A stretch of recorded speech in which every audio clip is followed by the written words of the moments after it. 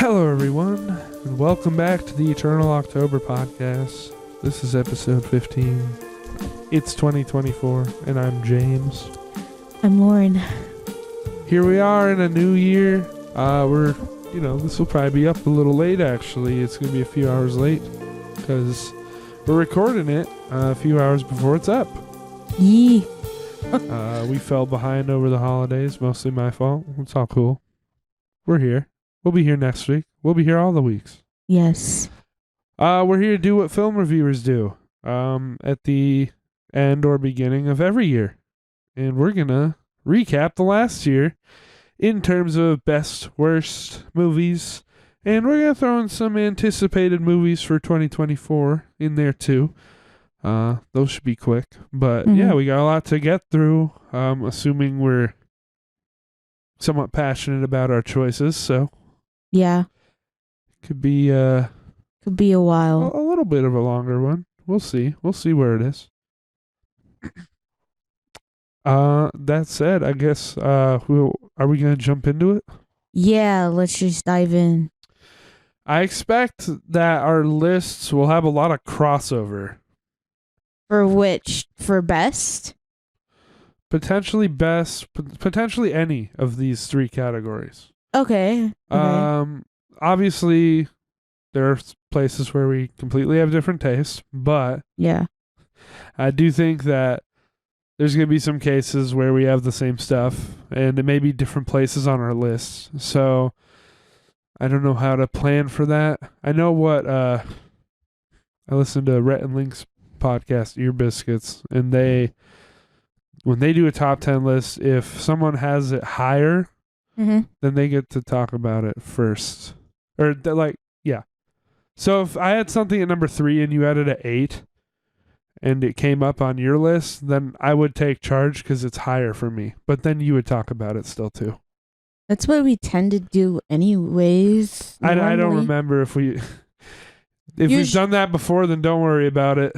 Usually, you know my memory. Yeah, because usually if we have something similar, like obviously depending on whose turn it is, they talk first and then chime in after and kind of whatever.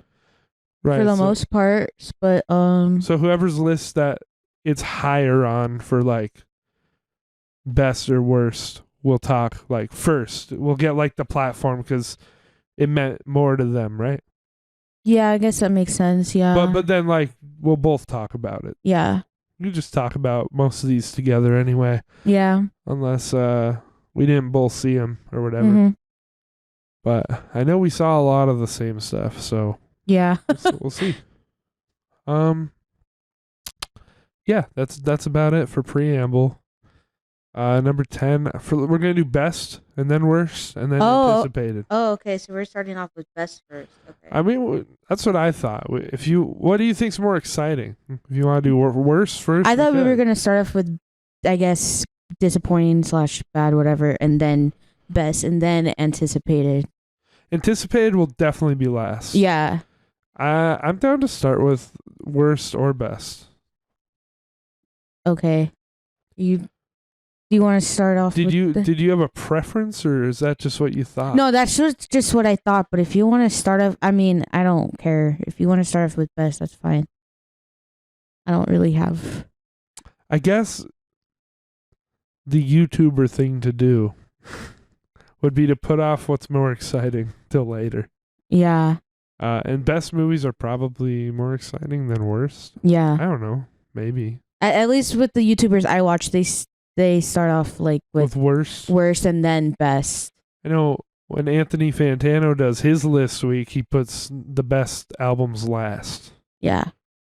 Yeah. Okay, we'll do worst first. Okay. Or disappointing.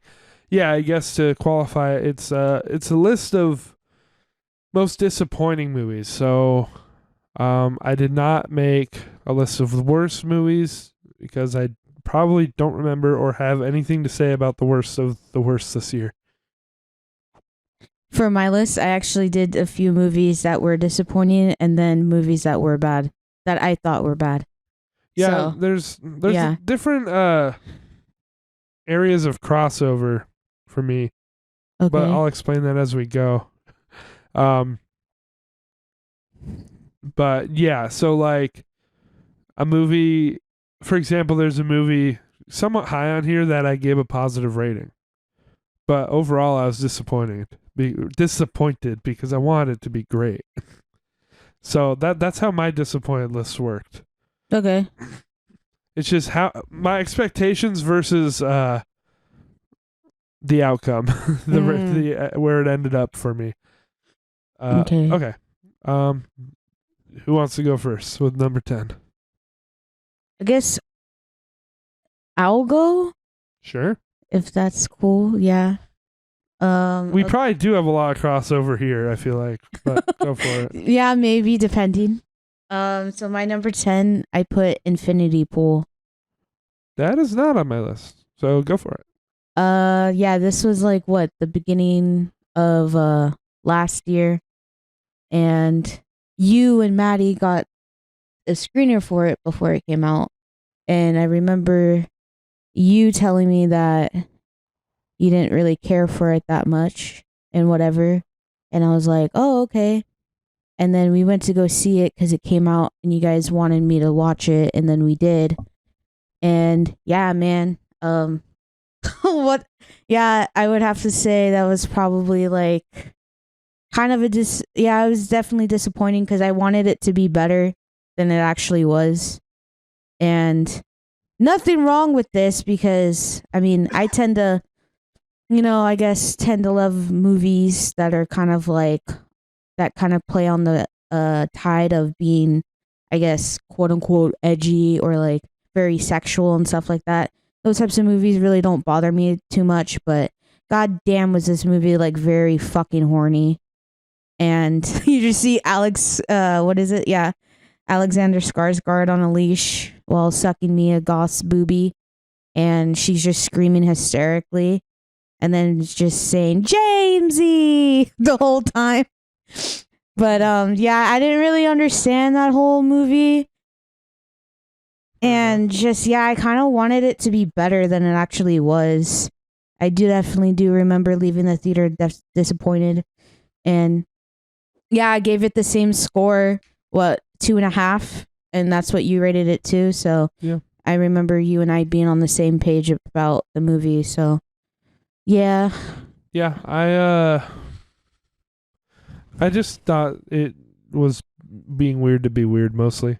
Yeah, I can definitely agree with that. I don't think it really settled on what it was trying to say. Mm-hmm. It just sprinkled in all the topical trends like, oh, it's a little bit eat the rich, it's a little unhinged baddie, it's a little edgy, sexy. It's a little of everything that's supposed to be working right now, and yeah, I don't feel like it ultimately said anything. Yeah, and also there's a lot of loose ends from what I remember.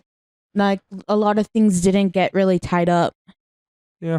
And stuff like that. But Alexander Skarsgård did. yeah. Yeah, not on my list. Most like I considered it, but mm-hmm. Yeah, I mean, obviously, by the time it came out, I already had an opinion on it, so I didn't really have a chance to be disappointed. Yeah. But I feel like I wouldn't have necessarily had high expectations anyway. Maybe I would have because it is the son of Cronenberg, but I haven't seen his other movie. Yeah. Anyway. All right. I guess my number 10? Mm-hmm. So the ones lower on this list are just pretty terrible. Okay. So I wasn't as disappointed by them because I didn't have high expectations. Mm. So they're lower on the list. And at number 10, I have a movie that I didn't even finish. Oh? Which is very rare for me. Yeah, I walked out of this one. Which, I almost never do. Wait, I think I know what this one is. Maybe. I don't know. I think I do. Well, but I'm not going to say it. But yeah. I have a feeling it might be something. You might be thinking something else. Anyway, this is an interesting frame. Okay. So I'm just going to say it. It was Meg 2, The Trench. Oh. You might have been thinking the Pope's Exorcist. Yeah, that's the one I was thinking of. Yeah, because I mean, I thought you walked out of that one too. During that one, I just walked out and kind of hung out in the theater for like 20 minutes and then went back. Oh, oh, okay. And okay. that one was terrible, but I didn't have any expectations. I thought it would suck, so it's not here. Oh, okay. Meg 2. Meg 2. So you thought Meg 2 would be good? I don't know. No, I didn't see the first one. And, I didn't even. I totally forgot that movie came out. Yeah. So to explain. To explain why it's here, yeah, I didn't see the first one. I didn't even see the first one either. For some reason, I always thought it was a horror movie, which it's not. And I figured that out like right before we went to see it. But I was like, well, but it's a shark thing. It should be at least like kind of fun. Mm-hmm. No, it was rough. It was really long. It was really like trying to be cool. Yeah. And like badass, and like it had like Marvel quirky dialogue, and like God damn, it was just so terrible. And it was, I don't know, it was like longer than 2 hours, I think. Wait, longer than 2 hours? Yeah, I don't know how long we made what? it. I think we sat in there for about an hour, and they were just like walking around on the seafloor, and it was like it had like sci-fi elements to it, and I was just like, let's go. Yeah, and that's extremely rare for you too. I mean, yeah, I don't think we've gone to a movie, all three of us, and you like walked out. Yeah, I had the slightest expectation that it would be fun to watch. That's where you made the mistake. Not that it would be good. Not that it would be good, but that it might be a little fun. Yeah, just to make fun of, yeah. Or that it might have some horror elements, and it just didn't, and it wasn't, and nah. So, the Meg 2, The Trench. I'm never going to revisit it. I didn't rate it because I don't rate things I don't finish. Yeah. But, yeah. It's at the bottom of my disappointing list. I think probably the best shark movie I've ever seen is Sharknado. I don't think I even saw that. You would hate it, but at least it's fun and dumb and stupid. Well, it knows it is, though. Yeah. So I might, I don't know. I'd check it out. But, okay, so my number 9. I feel like this one is maybe on your list. Probably. I don't know. But I'm not sure, but I'll go anyways. Five Nights at Freddy's. Well, you hit the jackpot. That's my number 1. Oh, I was thinking about... Yeah. Yeah, okay, so I was thinking about putting it at number 1, but there was another movie I decided to put at number 1. Yeah, no, we arranged our list differently. Yeah. That is the most disappointing movie of the year. Yeah. So, yeah, I thought it was goddamn awful. Damn. And I never expected it to be good. But it's another one where, like, this should have been fun. It should have been at least, like, fun. Mm-hmm. Like, you should have had something. You should have had... I don't know. I should have left the theater as just, like, deflated as I was. Just, like, so fucking bored. They didn't do anything to make it... Like, they took all the tension out of the game. And, like, we know I'm not the biggest defender of the games even, but yeah. What did work about the game was completely removed. And I don't even get how, if you're a fan of the games and you check out the movie... because you like the games. How are you going to like this? Apparently a lot of people did, but those people are very young. And shh. Yeah, I don't know. The fucking Five Nights at Freddy fans are going to come over here because, yeah, there's a lot of people that really love this movie. So it's split. It's 50-50, depending on where you land. You really love the games and the lore and everything.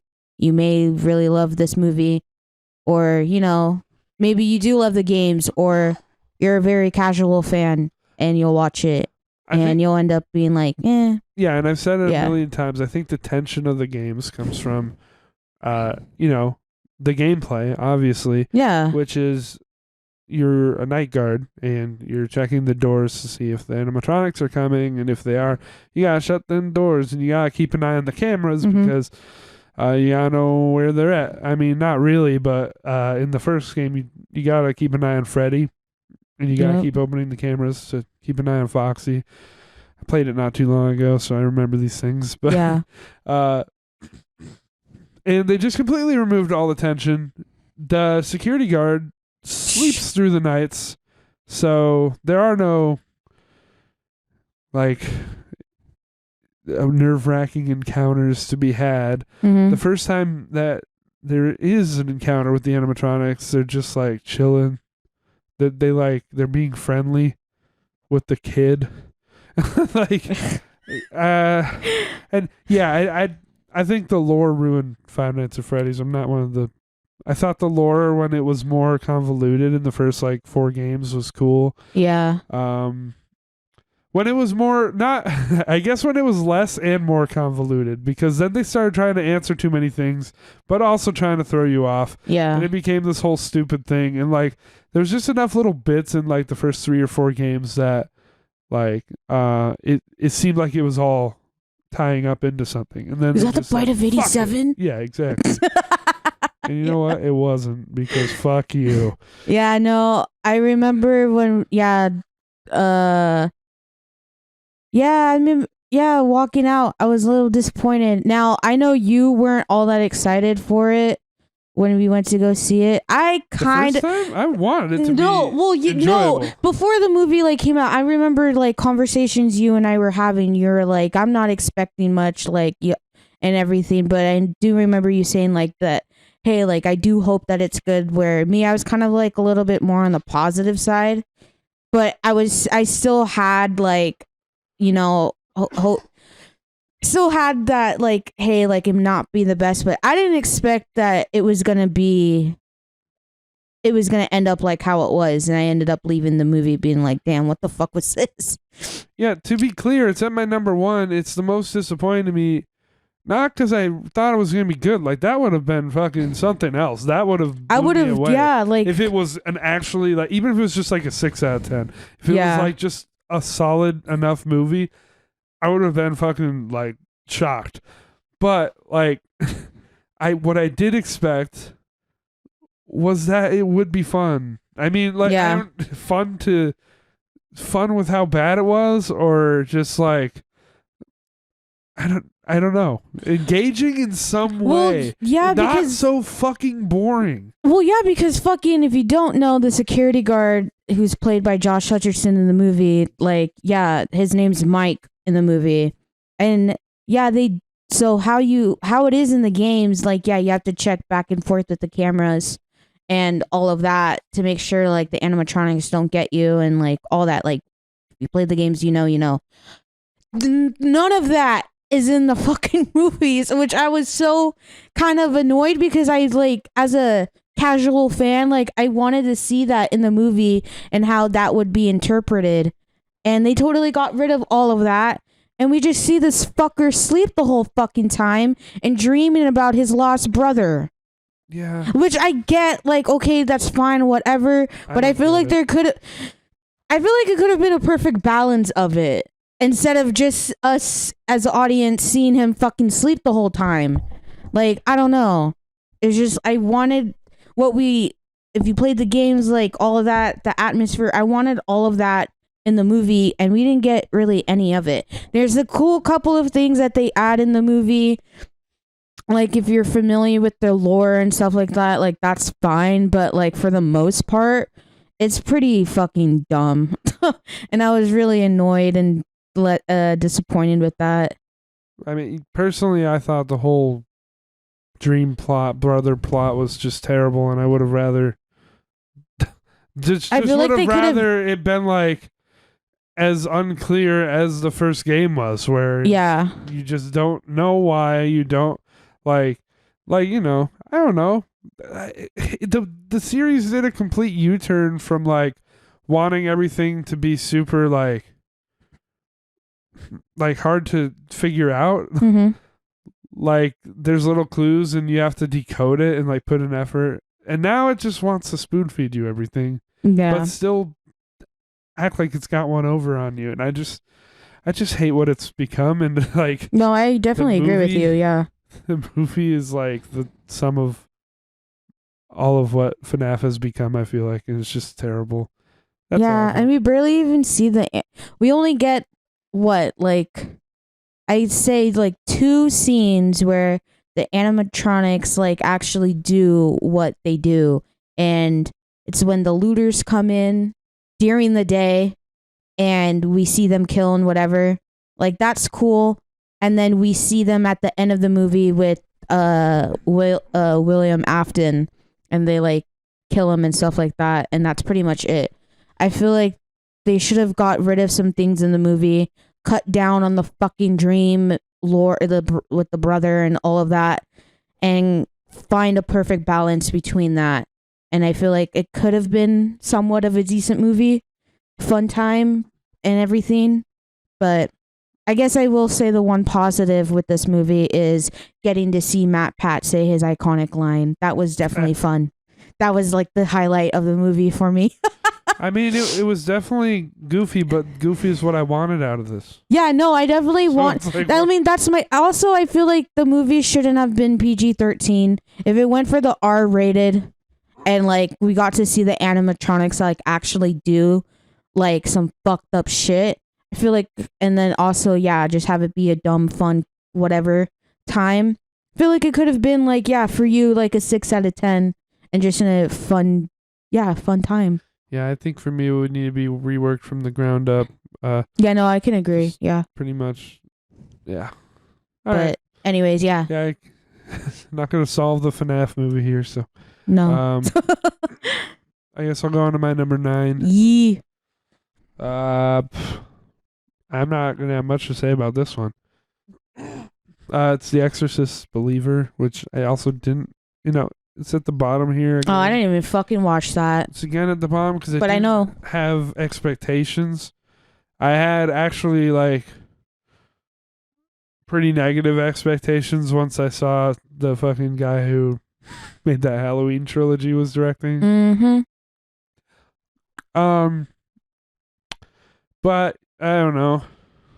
I guess it got like the title points, which is bullshit. Because like part of me was like, oh, it's a movie in the Exorcist series, so like maybe they really felt they had a story to tell to revive something that hasn't been around for so long. Wait, you thought that?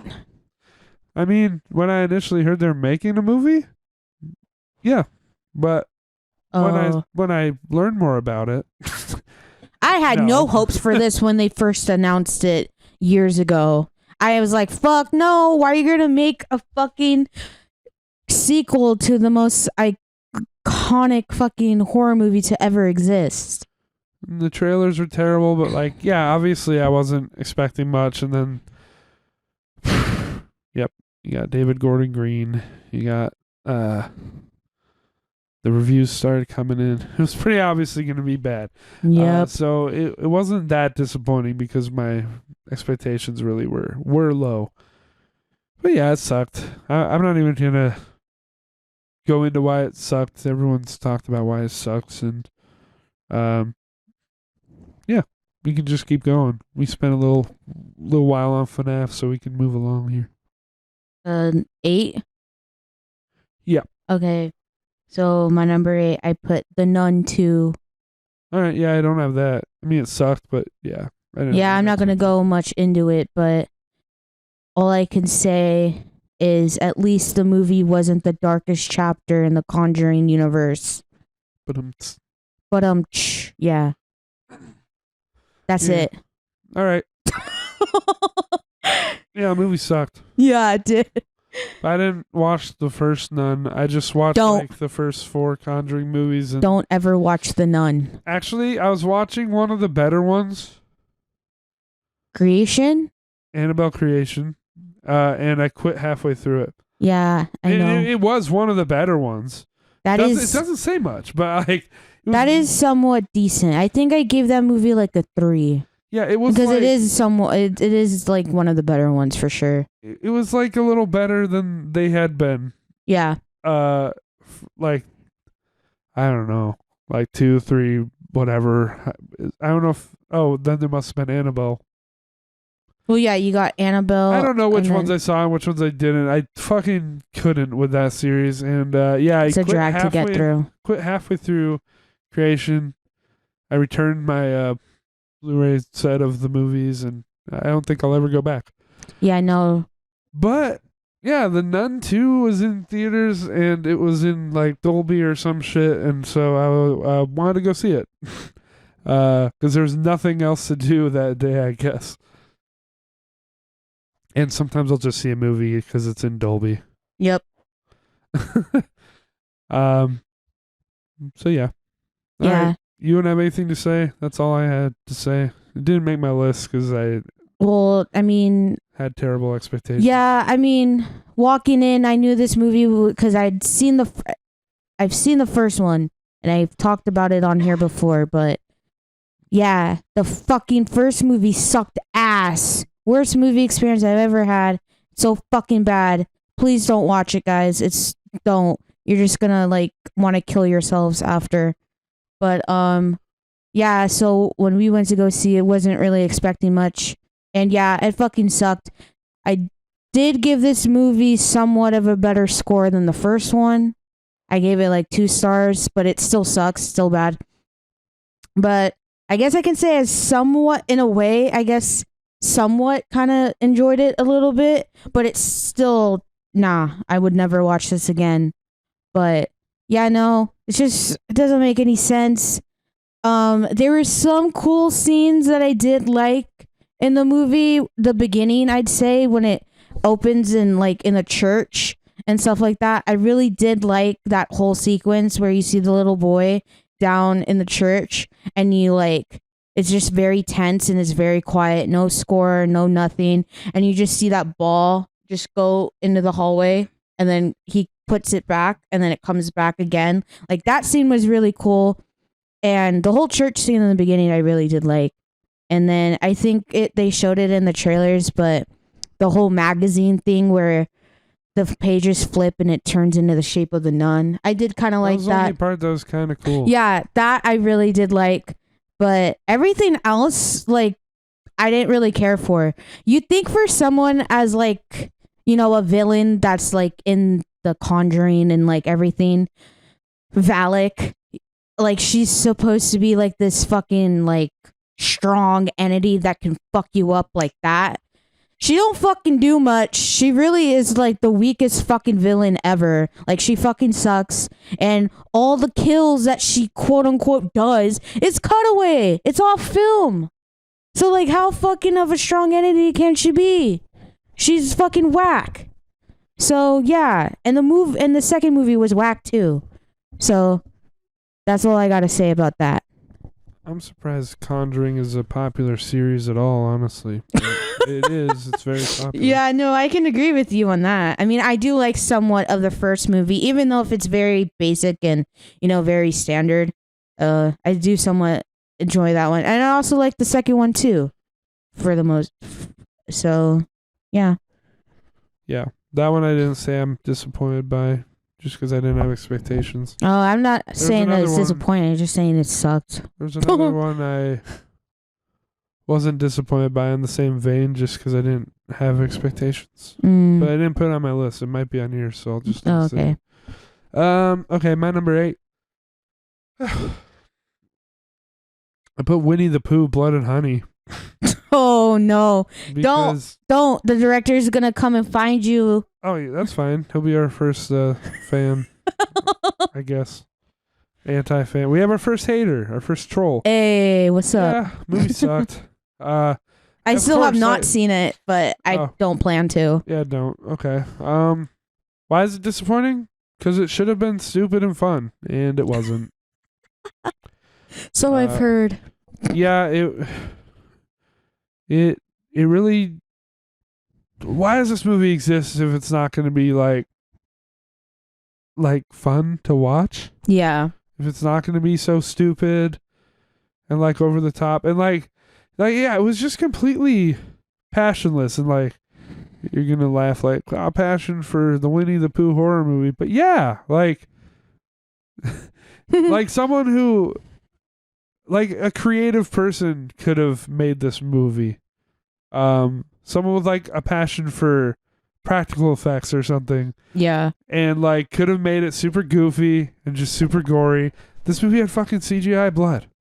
Like, Oh wait, really? yeah, no, it looks terrible. I thought everything in the movie was at least somewhat practical. No, Oh shit. absolutely Okay. not. No, this movie fucking was trash. Oh okay. Damn. Like, yeah, I would have loved someone who just had this crazy idea to have been a more kind of creative and passionate person about what they were doing. Because yeah, it could have had like schlocky horror vibes to it, I guess, and instead it was just very boring.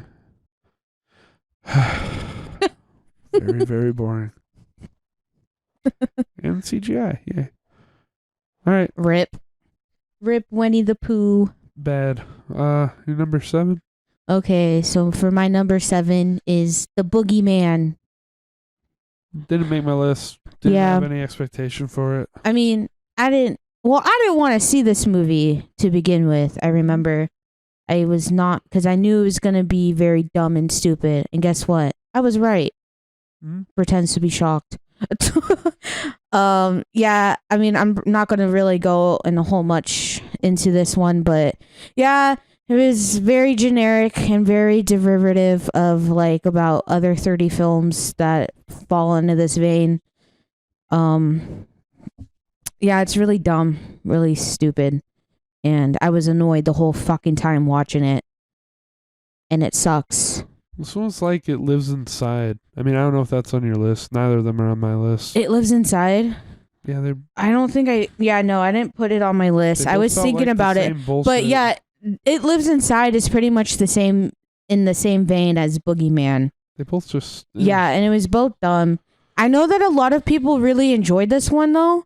Really? Yeah.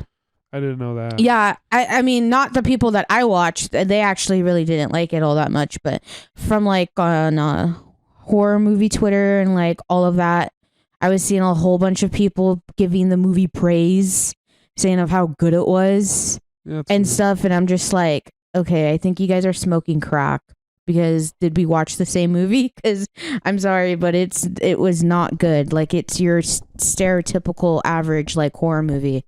Jump scares, you can tell when the jump scare is coming because of the score and like all of that. It's so fucking derivative, and yeah. Yeah, I had no expectation for it. Again, if anything, a negative expectation. I mean, I knew what Because I the knew movie it's was a- going to be. That's why I was annoyed watching it. It's 'Cause a Stephen King movie, right? yeah, I think that's why a lot of people were just fucking dick writing the Well, movie. For at least from what I was seeing, Yeah, I'm the opposite. seeing people saying. Because when I see Stephen King's involved in something, I think it'll suck. So Yeah, depending on what it is, it's either gonna be semi good or like shit. yeah. Yeah. All right. Okay. Yeah, that was my number 7. So yours. And number 7. I have Inside, the one with Willem Dafoe. Oh, okay. Well, that's my number 6. Okay, So yeah. there we go. Yeah. Then you can start on it. Oh. Yeah. Was actually, I think we talked about this in one of our earlier videos, but I remember being, not excited, but like, the plot details and stuff like that sounded like really good. And it's like, oh yeah, Willem Dafoe in a what? An apartment. Yeah. Yeah, at an apartment. And it's like him going insane. Sounds good on paper, but when you watch it, it really sucks. They did not utilize him at all in any way. And it's just, dude, they didn't. It's just so boring. You literally just see him like wandering around trying to get out of this fucking apartment. And yeah, it's just like a very bad version of Castaway, but in an apartment. And it sucks. I mean, yeah, what is there to say about this movie? You pretty much took the words out of my mouth for the first half. Sorry. With like, yeah, the premise sounds great, just given that it's Willem Dafoe. Mm-hmm. And watching him just progressively get fucking more and more bonkers has been a great formula for some movies. But, Yep. you know, like The Lighthouse, obviously, Boondock Saints. Like, Yeah. There's just him.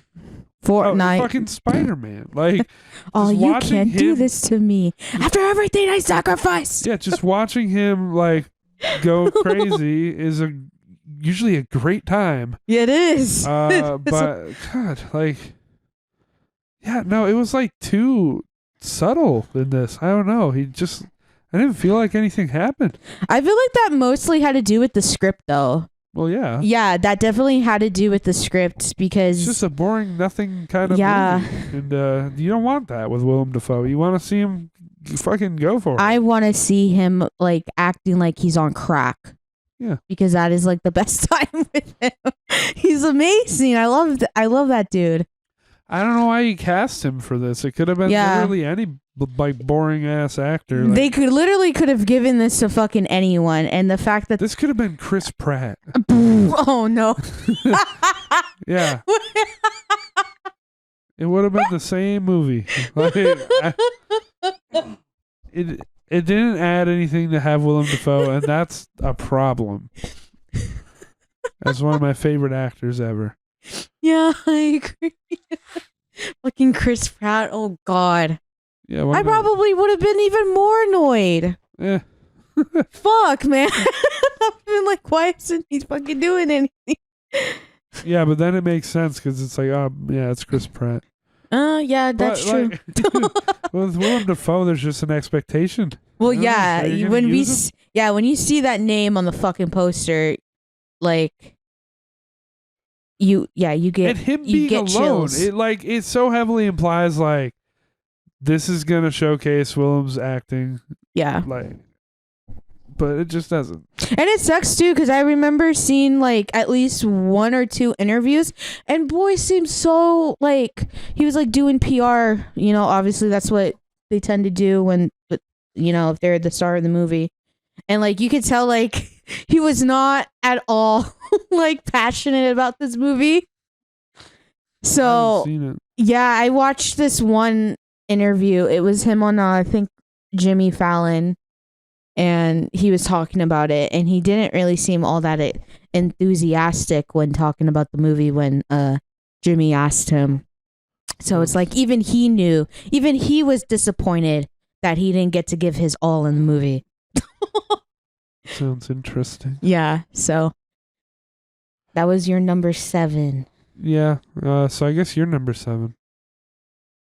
Oh wait, no, that was your number. That was yeah. my 7. but Okay, it was well, your I 6. already mentioned my number.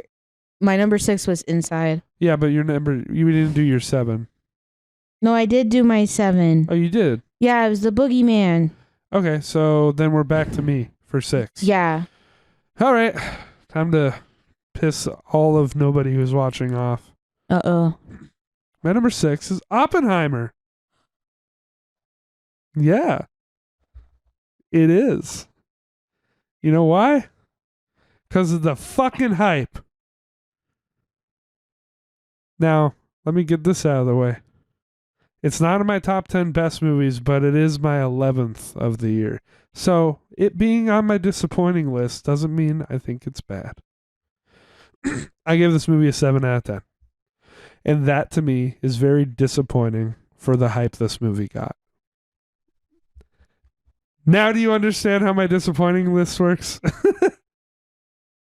Well, she's in shock. I have nothing to say. Oh my God. Oh, I wanted this to be the best movie of the year that everyone claims it, like, and that it sold itself on. I wanted to be blown away. Literally. But I just wasn't. I think the dialogue sucked. I think that's the thing with Christopher Nolan. I don't like his dialogue from what I've seen. Does he write his own movies? Because if he does, he's got to quit that. I didn't even look into that. No, he doesn't. But like, goddamn, it was way too long. Like, it doesn't justify the runtime. If you ask me, it just doesn't. Doesn't justify the runtime. Dialogue sucks. I mean, that's kind of enough to go off of because it's mainly it's a dialogue heavy movie. But yeah, I mean, did you have any questions? I'm really flabbergasted right now. You loved it. I know you loved it. Everyone loved it. Well, remember, I was walking in not wanting to watch this movie because we watched it the same day. Yeah, doing the Barbieheimer. We watched Oppenheimer first at like fucking 10:30 in the morning, and then later on, like at midnight, we were gonna see Barbie. So yeah, I was not excited to see this movie. I like was whatever for it, and then I walked out really loving it. So yeah, so I don't know. I kind of disagree with you on about the yeah. Kind of disagree about you with the dialogue. I think the dialogue was great, especially towards the end when it goes back to like the whole court of them, like the whole trial. That was probably.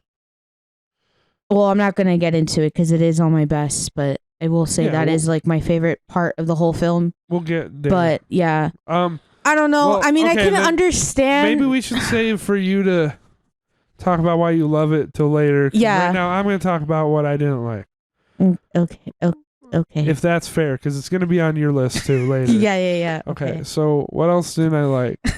I do agree with the main criticism of all the fucking characters. There's too many characters. There's too many people who don't do anything that are just kind of there for like a line or a cameo. I've seen a lot of people pointing that out. And I think it's pretty valid. I mean, I guess that's fair, yeah. Like, they advertised Josh Peck being in this, and he says like... He was only in 1 second of the trailer. Yeah. And he's like in 2 like scenes towards the end of the movie. That's my criticism. And they're very quick scenes. Yeah, so, that's my criticism. I mean, yeah, but that's kind of... I don't know. There were a lot of characters like that. I mean, I guess that I can see that being a negative, but Rami Malek was in here somewhere too. Wait, what? Wasn't he? Oh, wait, yeah, no, See, yeah. I forgot that he was in here. Yeah, no. There's a lot of characters. No, there is a lot of famous people in here because you got Matt Dillon in here. You got fucking you got a whole bunch. Honestly, there's a lot of people who just pop up. Also, yeah, it just feels so written, so dramatic, so like and yeah, that's mostly to do with the dialogue, but it's also like the score of it like did nothing to keep it feeling real to me. It all felt, and this is a movie that you want to feel real, in my opinion. You want this, is this movie the way it's selling itself like a movie that I want to be super dramatized, I guess? Not really. It's not. It's supposed to be kind of a historical movie. Not like I don't think it's advertising itself as like a historical fiction, right? It wants to be taken seriously. And to me, it was very hard with the tone to take a lot of it seriously because it just felt so dramatized, and like his whole relationship with Florence Pugh I thought was pretty terrible. At least what they showed of it, like maybe the dude and the girl had like something in real life that was like, worthy of mentioning. I don't know, but the way that it was handled in the movie, I didn't think it added anything. I felt like the movie would have been the same without her character in it. Mm-hmm. And just because she existed didn't mean she was really integral to this story as a movie. So there's that. There's the goofy scene of her fucking him in the office or whatever. that yeah. everyone's made fun of by now. Yeah, it's become a meme now. I actually like the memes. Yeah, but it was also very hard to take that part seriously. I think people have generally agreed that we get what he was going for, but it didn't work. That one. That scene definitely could have been take or leave it, yeah. But yeah, I mean, it's just the dialogue is too whimsical. It's like it's musical almost. Like the way people talk is like very script, very obvious script. And that's just my thing with Christopher Nolan as far as I can tell. I think that he writes like that. He doesn't write. And I don't, well, whoever he works with. And it's kind of my problem with Spielberg too. It's just like that you don't like that whimsical kind of that like quip whip dialogue? Yeah, definitely not.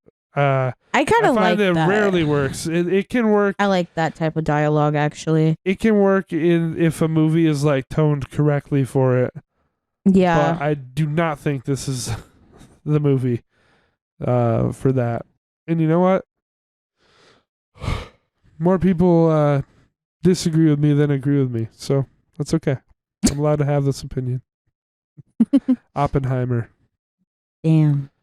All right. Number 5 for you. Okay. So my number 5 is Scream 6. Okay. I'd say this, I wouldn't say it's the worst, but definitely disappointing. I did really like this movie, but a lot of my issues with this one have to do with the ending. I really did enjoy this one. Hated 5. I thought 5 sucked ass. So I was kind of walking into this one not really expecting much, and actually did somewhat coming out enjoying this one a lot more better than the 5th one. But yeah, a lot of my issues have to do with the ending. I thought the reveals and everything was really dumb and very predictable because I knew who the killers were within the first 10 minutes of the movie, which kind of annoying because the whole thing, it's like, I mean, Scream is a parody, so it's like that's fine. But like, I feel like in other previous movies, at least like with the first 3 original movies, or I guess 4, like they don't really pinpoint who the killers are. Like you have your guesses, and of course until like the big final reveal. But I feel like this one was too much on the nose, and I don't know, that kind of like bothered me too much, but that's just my personal opinion. But I thought the reveals was really dumb, and like it doesn't make any sense, and it's just really stupid, and it brought down the film for me because I was really enjoying the movie a lot, and that whole ending reveal just really brought down the score for me and my enjoyment, especially when we watched it the second time. It just when you see it a second time after knowing after watching it the first time, it is so out there. But I really did like Ghostface in here. Finally, for once, they decided to give him a gun instead of a fucking knife, and he's a lot more brutal and a lot more relentless in this one, and which was nice to see because that's kind of like, as much as I enjoy Scream and stuff, one of my biggest and most complaints with Ghostface and like the movie in general that I've always kind of had is like, I wish they would like have Ghostface be a little bit more like amp up instead of just him doing the stabby stab that he's known for. Always want him to go a little bit more fucking harder with the kills and stuff. And this one they actually tend to do, and which I actually appreciate. But yeah, the ending is what kind of just the whole reveals and everything is kind of just what brought down the movie for me and ended up just leaving me disappointed with that. But yeah, that's about it. I mean, we've talked endlessly about this one. Yeah, I know. I would still challenge you saying you knew who it was immediately, but you were also disappointed when it turned out to be who you thought it was already. Disappointing because it took away the enjoyment. Interesting. If that makes sense. Anyway, if we had an opposite of disappointing list, this would be on it for me, but we didn't. I don't Yeah. think it's one of the best of the year, but this one for me was surprisingly good because Yeah. We I both really hated- only like Scream 1, 3, and this one. Like, I didn't like 4 or 5 at all.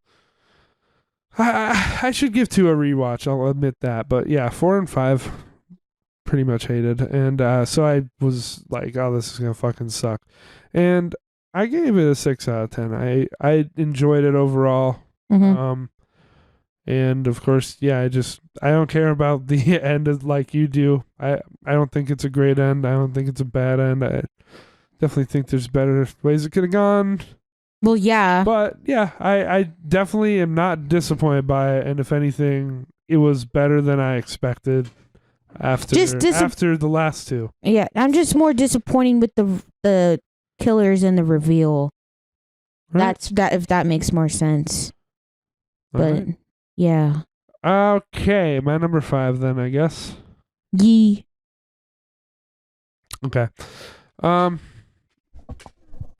Shouldn't be very surprising.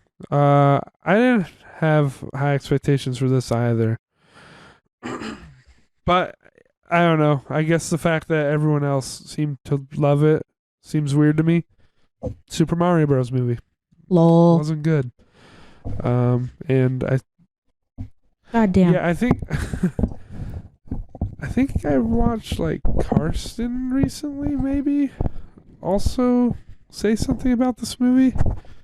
I don't know if it was him or someone else, but they said like I think after like a few years everyone will realize that this wasn't good, but right now everyone seems to think it's good, and it's just kind of weird because it's kind of a nothing movie that could have been like could have had a lot more personality to it, and instead just felt like generic. What is it?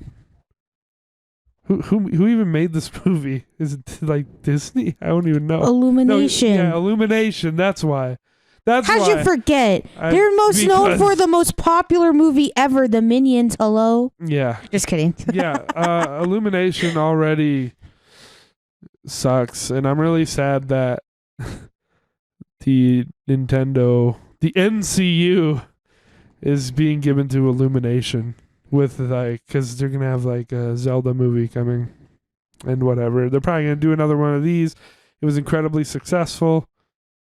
I gotta say, it's not the worst thing I've ever seen, but it's just very, very disappointing that this is what a Mario movie turned out to be.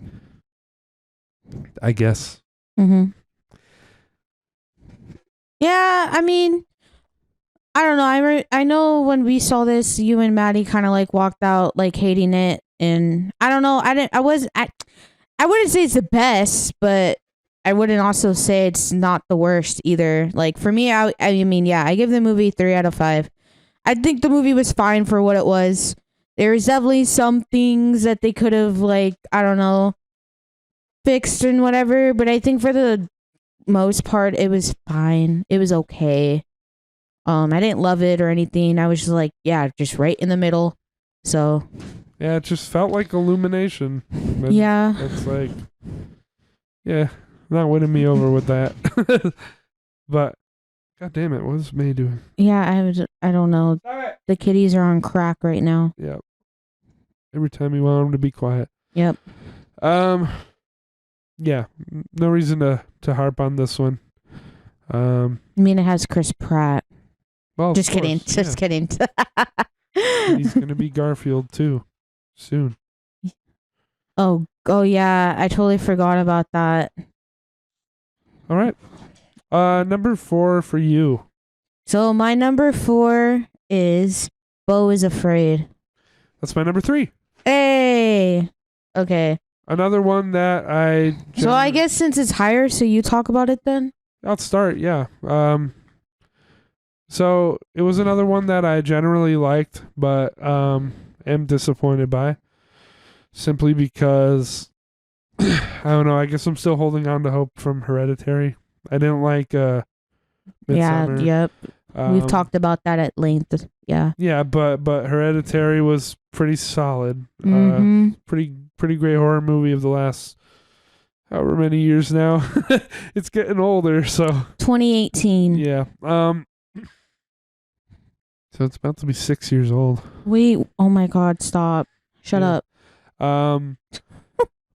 But yeah, I still had confidence in Ari Aster as a director, and of course, after hearing the original title of this, Disappointment Boulevard, and I wish they kept that. yeah, and that it's starring Joaquin Phoenix. Yep. It was easy to have some fucking hype for this. Yeah. Then of course I heard it was 3 hours and the hype went down a little bit, but yeah. What Bo was afraid. My favorite sequence of the movie seems to be the one that everyone cites as their least favorite sequence. So right off the bat, I'm not on the same page as everyone.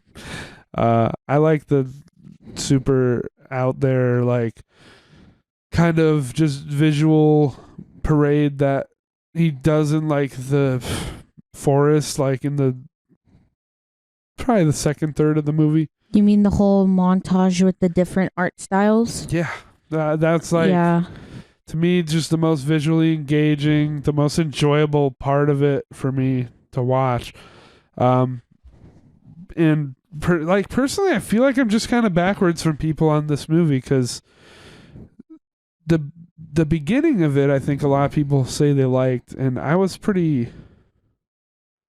I wasn't in love with the beginning. I thought it was all right, and I wasn't in love with the end either. So it's kind of like that middle piece that stuck with me the most. But yeah, of course, it's 3 hours, and it just felt very meandering as he just kind of goes from wherever he lives, fucking hell, I guess, and then he goes to like some family's house, and they're like really weird about not letting him leave. And then he ends up in the forest. Bitch eats blue paint. Yeah, that happens, and there's a pup poster on the wall. That was cool. Yeah, and then he ends up in the forest, and some cool shit happens, and then he ends up at his mom's, and it's he has sex, and then the bitch dies, and then the mom, it turns out, is alive. And then he sees his penis father. Yeah, that's the movie. You'll always be my baby. Never thought that they would use Mariah Carey for that. So, it was clearly something that Ari Aster was passionate about and wanted to make, and it's pretty on the nose what it's like going for. Yeah, and I don't really like. Again, like people are like giving him shit for making a movie like this or about being about mommy issues or like whatever. Like I think those are kind of weird criticisms. I think he can make a movie about whatever he wants. It's just like, is it a good movie? No. I don't know. I think it's okay. I think it's a disappointing movie. Well, yeah, I definitely walked out of the theater. Like once you see that name directed by Ari Aster, I was like, wait, what? Because I remember when we saw it. Well, because I think when we saw it, when we saw it, it was your second time watching it, right? I don't remember. Or something, yeah. So I think you guys had already seen it or whatever. But yeah, I remember when we watched it, like everyone in the theater was just like sitting still in their seat, and you could just hear in like the silence of people just like questioning what the fuck they just saw. Because yeah, it's a 3-hour movie and a lot of shit happens. But I really like the third. No, not the third. I really like the beginning. I know you don't, but I really like that whole beginning. It's like it's really chaotic and just really funny. And I also like when he gets to the family too, like that whole thing. That whole first part was just like all like visual anxiety. Yeah, and I actually like that because I was like freaking out too. Like, what the fuck? Get inside, bro. And I don't know. I kind of like that feeling that like anxiousness, like, dude, like, what the fuck is going on kind of thing. I don't know. That's just me personally. But yeah, I mean, I know you really love the whole middle part of the movie. And yeah, I mean, I appreciate it because, like, yeah, watching it is like really cool seeing like the different art styles that he uses and he utilizes in that whole scene. Like, I really do like how he did that To me, because it like, is very visually stunning seeing that because when he does that whole middle part, just well, it didn't connect for me yeah, personally. and that's the thing for me is it was kind of more like a David Lynch thing where Yeah, no, it definitely it was. emotionally made sense to me, and like I emotionally like felt that part of the movie the most. And Yeah. like I thought it looked great, and it just like it wasn't something that literally made sense, but it emotionally made sense. Which that's Yeah, what people always I get say that. about Yeah. Lynch. So and then the rest of the movie. It made sense to me. I guess it didn't make sense to people, but like it made sense to me. I just wasn't very engaged with it. Yeah, and then yeah, of course, like the whole ending's like he has sex, and then it's like, oh, he finishes, and the bitch dies, and everything. It's like, yeah, I don't know. I feel like that whole like ending and stuff like that was just like kind of was like, oh god, okay. And then yeah, like the whole like like you hear throughout the movie that like, oh yeah, his father's a dick. Well, yeah, no, his father's literally a dick. Seriously. You see the penis monster in the attic, and it's actually I kind of do like that though. Like I think that was practical. From what I saw, they actually did like a whole like yeah, from what I saw, but yeah, no, I did like that. But I definitely didn't think it was, but I haven't checked anything, so I don't know. yeah, It doesn't really I could be matter to wrong, me. but it looked practical. I don't know. But yeah, I mean, definitely a movie that I felt very disappointed walking out because yeah, I really love Hereditary. That's like one of my favorite horror movies. And I really don't like Midsummer, and yeah, this one I was just like, oh, okay. But yeah, just yeah, I guess that's about it. All right. Yeah. Yeah, that was my number 3. And your number 4. So my number 4 is one that we just watched. It's When Evil Lurks. Ah, yeah. Because I was gonna put this on my list, but I didn't. Admittedly, I let the Hype. reviews get to me. I was expecting this to be a lot of fun. I was expecting it to be super fucked up because everyone's review mentions how mean it is and how fucked up it is, and Yup. nah, I didn't get much out of this one. I thought it was a decent horror movie because I gave it a 6 out of 10. I was just expecting a lot more, and if I'm honest, most of it has already left me. Like we just watched it the other night, but Yeah.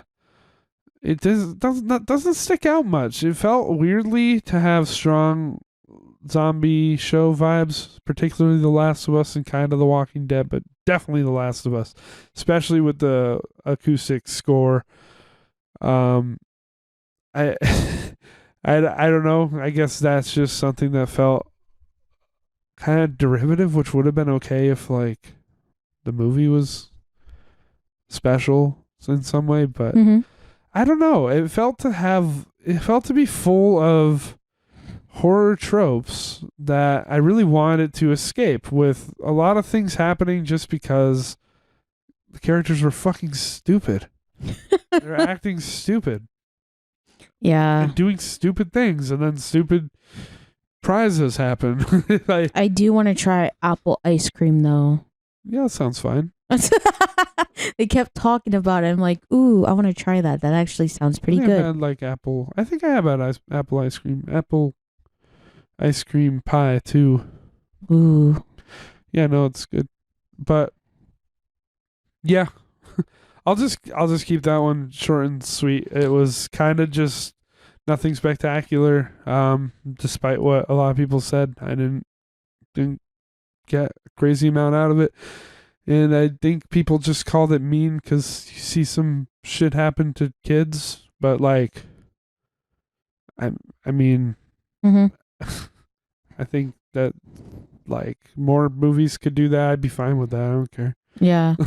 I will say that I guess I'll chime in for a little bit, not too much, but yeah, no, I really did like the whole first act though. I think that's the strongest part of the movie was the whole first act. I remember we were having a lot of fun when watching it, but yeah, once it gets towards like the middle and like third act, like I noticed that we were all kind of like, wait, what the fuck is like going on?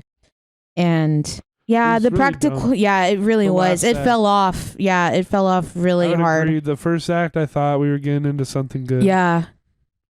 And yeah, no, I really did like the practical effects though. And yeah, I mean, I remember you were talking about what like the reviews and stuff.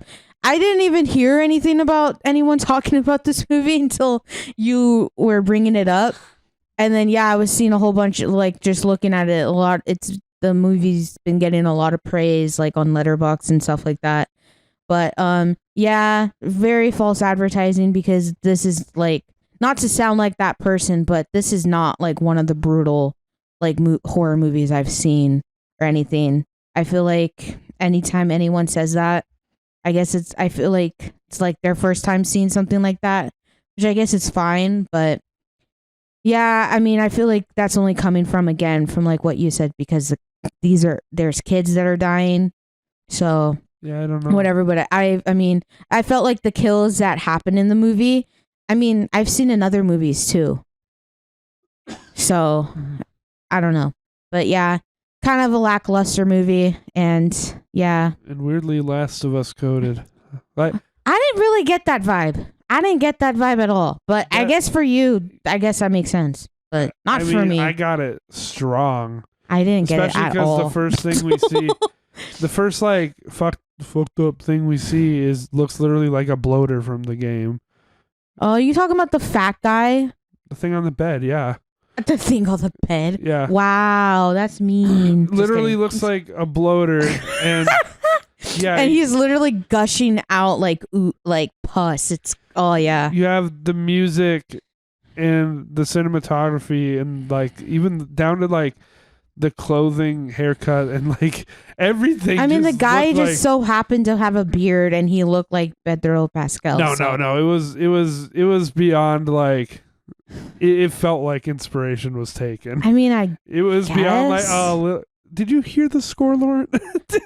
Just because some guy is playing an acoustic guitar does not mean it's The Last of Us. What else has an acoustic guitar score like that? I don't know. I've seen nothing.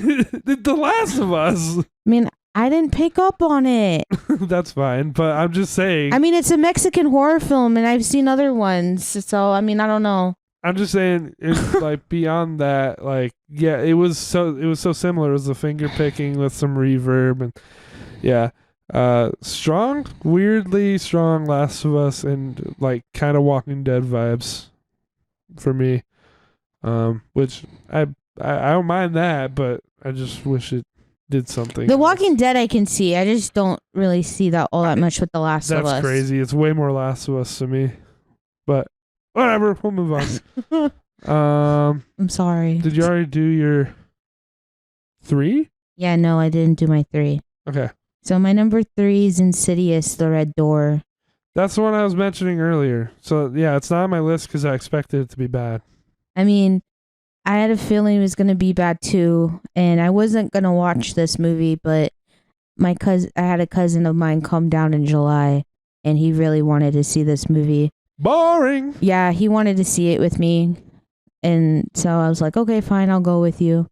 And yeah, it was really boring. I was dozing off a couple of times, and just, yeah, I was like so annoyed watching this. And again, I knew this movie was gonna be stupid, but I didn't want to be a bitch and like leave my cousin empty-handed, so I just felt like I stuck it through watching it. But yeah, fucking jump scare every fucking 5 seconds, and it's really annoying. Again, I've really, out of this, like, I guess, franchise of Insidious, really only like the first one. The first one is like the best in my opinion. I remember seeing that like when it came out when I was in middle school. So, and I had a lot of fun with that. But I never really cared for watching any of the sequels, but I know what happens in them. So, Oh, you didn't see them? Well, yeah, no, I know what happens in them. I just never seen the movies. Unfortunately, I did see them. Yeah, I know what happens in them, so that's why I seen this. Like, I knew from like I already knew, like, kind of like all the whatever. But yeah, no, this movie was really dumb, really stupid, and I went on a whole rant on my review on my letterbox with this. They really are all But bad. yeah, it's just goddamn, and I don't know.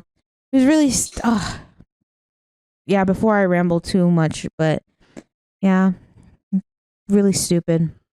Gave me a headache. All right. But yeah. Yeah. That's my Wasn't number good. 3. Yeah. Wasn't good. No. Yeah, that's the one I was mentioning when we were talking about The Conjuring. I had a feeling that's 'Cause the one you were mentioning. My brain has a very hard time separating the two series. I think they're both very bad and boring. Except the first Insidious I liked. Yeah. Okay. Number 2? Yeah. You're number 2, I guess. No, that was my number 3. Yeah, but my number 3 was Beau's Afraid. Oh, okay. So my number 2. Okay. I feel like you might yell at me. Why? But my number 2 is The Zone of Interest. Oh, that's fine. Yeah. We just saw this movie. Early. Yeah, it's everyone else who will yell at you. Because I liked it, but spoiler, it's not in my top 10. Wait, who's everyone else? Have you seen the ratings? It's like... Oh, yeah. supposed to be Well, one I of the don't care. best They can movies, like, fucking ever. come for me and fight me. I don't give a fuck. I'll punch back. Go for it. I liked it. Yeah. I mean, I'm not even going to talk about why I liked it because I want to get going. But, like, yeah, you can go off why you don't. Okay, so I will say this movie is very visually stunning. The cinematography in this movie is really pretty and everything because there's outside shots like of them like on the lake and stuff like that. And you hear like just hear the sounds of like the birds chirping and everything like that. That's really pretty and really cool, and I love all that. For me, this movie was really hard for me to engage because the main characters of this movie are Nazis, and with something like that, I'm sorry, but I'm not gonna get on board with that. And I feel like now I appreciate the risk of what I guess the director was trying to do, but for me, as someone who obviously like doesn't stand for that shit and is against all of that, it's gonna be hard for me to be very engaged with a film like that. And I'm all fine for like, like the main villains being, like being the main people in a movie or a TV show and stuff like that. But but when you got Nazis at the front and center, yeah, good luck, bro. And yeah, and also, yeah, it's very surface level too with the movie. That's also like kind of another thing, like what the movie's trying to go for. Doesn't really say much at the end, and yeah, just very surface level and whatever. And I couldn't really get on board with it. But I know you really liked this movie when we saw it. But you agreed with what my points were. I mean, you enjoyed it a little bit more than I did. But I mean, when we were talking about it and I expressed like what I was telling you, you actually agreed with me that it's surface level and stuff like that. So, but yeah, that's my number 2. Definitely partially. So, I guess since it's not my top 10, I'll just put out there some of the bigger things I disagree with, which is that the movie, you don't have to, what? I don't know how to put it. You said be careful. You said you disagree with Nazis, so you don't like the movie, but like, everyone, like, the movie's not wanting you to No, no, no, sympathize no. with I know Nazis. that. I know. My thing is like, I'm just saying, like, this movie isn't super acclaimed because a bunch of people are secret Nazis. It's no, no, no. that's No, that's not what I said. I was just saying you having like the main people that we're following in your movie that just so happen to be Nazis. That's gonna be hard for me to like yeah, be like be on board that's kind of fine. thing. Yeah, I get that, like, on a personal level. I gotta put out there, like, I think the reason a lot of people are enjoying it is because it successfully makes these people just seem like you and me, which is what it's trying to do. And yeah, I think it does that. I don't think it is particularly engaging or saying that much. yeah, That's the part I agree with you, is that um it has this perhaps overly subtle nature to it, where it uses the same tricks a couple times of this family lives right next to Auschwitz, like literally right next to it, and when the camera zooms out you can see the smoke from Auschwitz from yeah, the burning of bodies, and it's terrifying in that sense, and it's impactful in that sense, but it's kind of the only trick it has up its sleeve in that way, like, for me, which is why, which is like, that's a very powerful image, but it doesn't get me really, like, thinking about how fucked up what we're seeing is. yeah. It doesn't get me engaged with it because we're not, and I like that it's just in the background. Like, I don't think it needs to be the central focus, Mm-hmm. but I do think it was almost just too subtle to the point that I didn't think it said that much. It did, because I already knew that Nazis, for the most part, didn't think they were evil. Like, I knew Nazis just thought they were people. They thought they're on the right side, just like all people. You're the hero of your own story, like, that's not that thought provoking to me, to just point out, like, that they thought they were on the right side of history. I need a little more beyond just the horrific imagery, because, like, we've seen the real thing, in historical photos, and we know the story in and out. Like, I feel like for me, I needed probably something a little more uh I can't think of the word, but, like, Context. no, um kind of like, everyone says it about I think about Silent Hill too, like, visceral, like, gets inside of you, like, um but whatever, I can't think of the word, but yeah, I guess for me, it could have leaned a bit more into the horrific aspect and done it still subtly.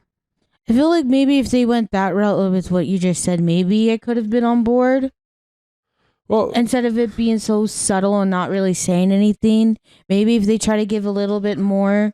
you're almost just watching this family be a family. Yeah, and that's it for Which 3 hours. Which again, no, it was 2, but it was less than 2. Wait, I thought actually. no, it was. I No. thought the movie was 3 hours. It's an hour 45. Fucking felt like 3 hours. My fucking god.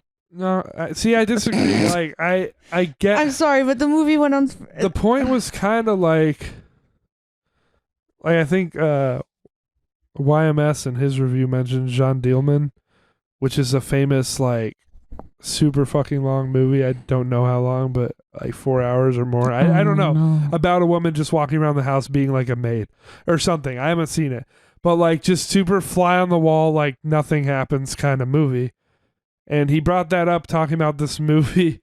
I think when he was referring to some of the shots and whatnot, but, like, I would say I get, like, that comparison, that as far as I can understand, because, again, haven't seen Jean Dillman, but I don't know if I have that one in me, but yeah, I get that it had the super fly on the wall sense of like it didn't feel sensational or like everything was super subtle and the point was just these are normal people like you and me, and the fact that you can relate to this family on a human level, it should be scary because these are Nazis. That's like in a nutshell, that's the movie.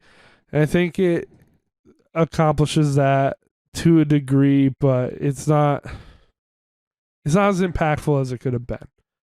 There we go. There's my rant on that, I guess. Yeah. Just to say, I get what it was going for. I thought it was pretty good. No, I got what it was going for too, but I couldn't get on board and it didn't land for me. Fair enough. Yeah. So that was your 2? Yeah, that was my number 2. Okay. Well, the way your list is going, I feel like my 2 is going to be your 1. I put May December at 2. Yeah, that's my number 1.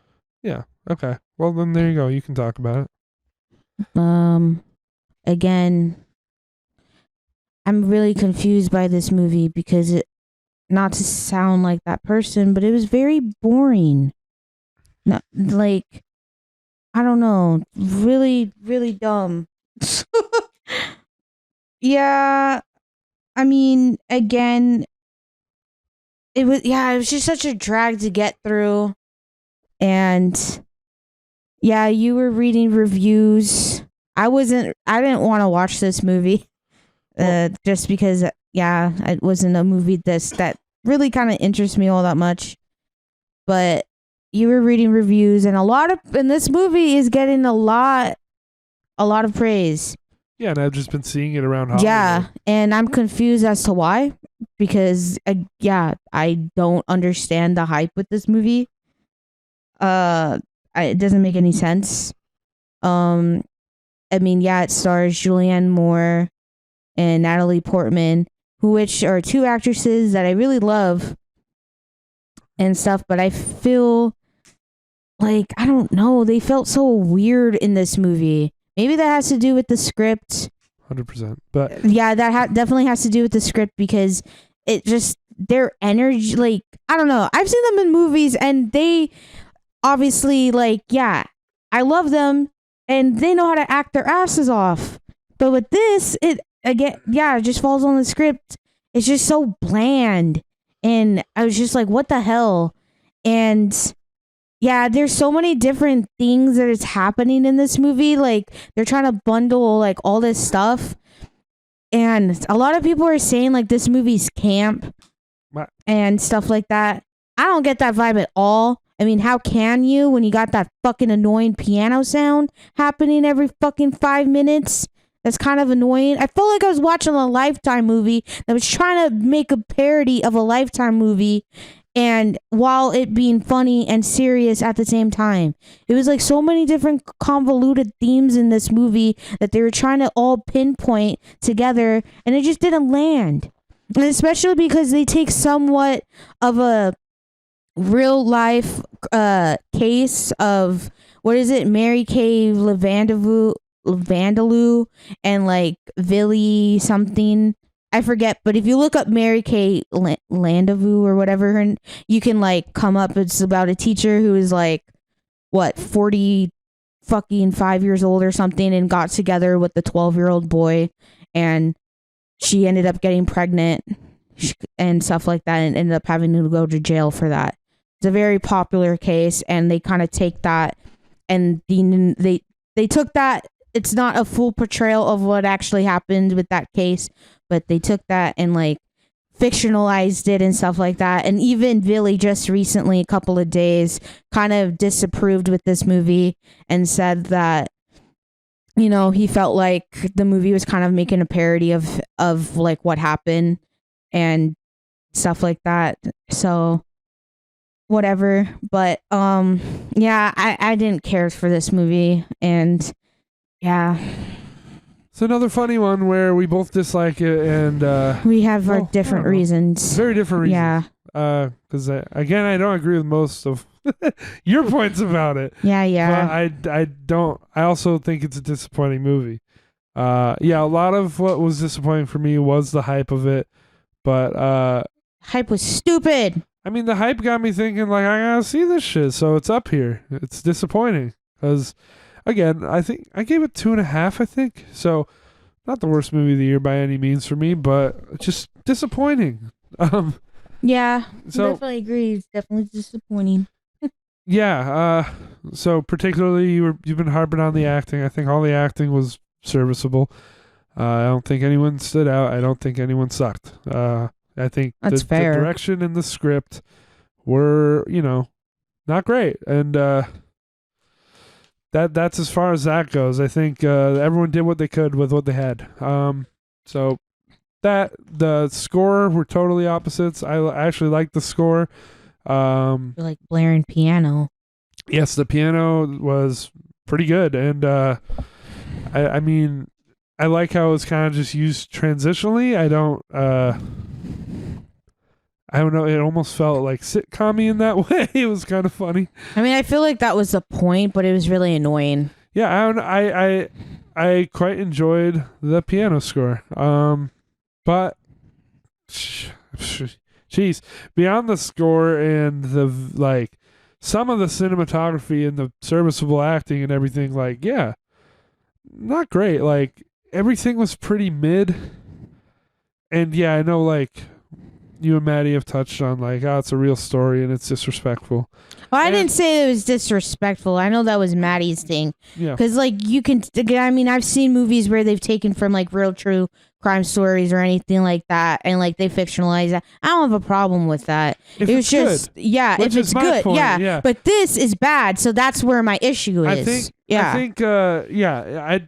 I think you can make a movie about whatever you want. If you want to take a true story and do a spin on it, fucking go for it. And but like make it good.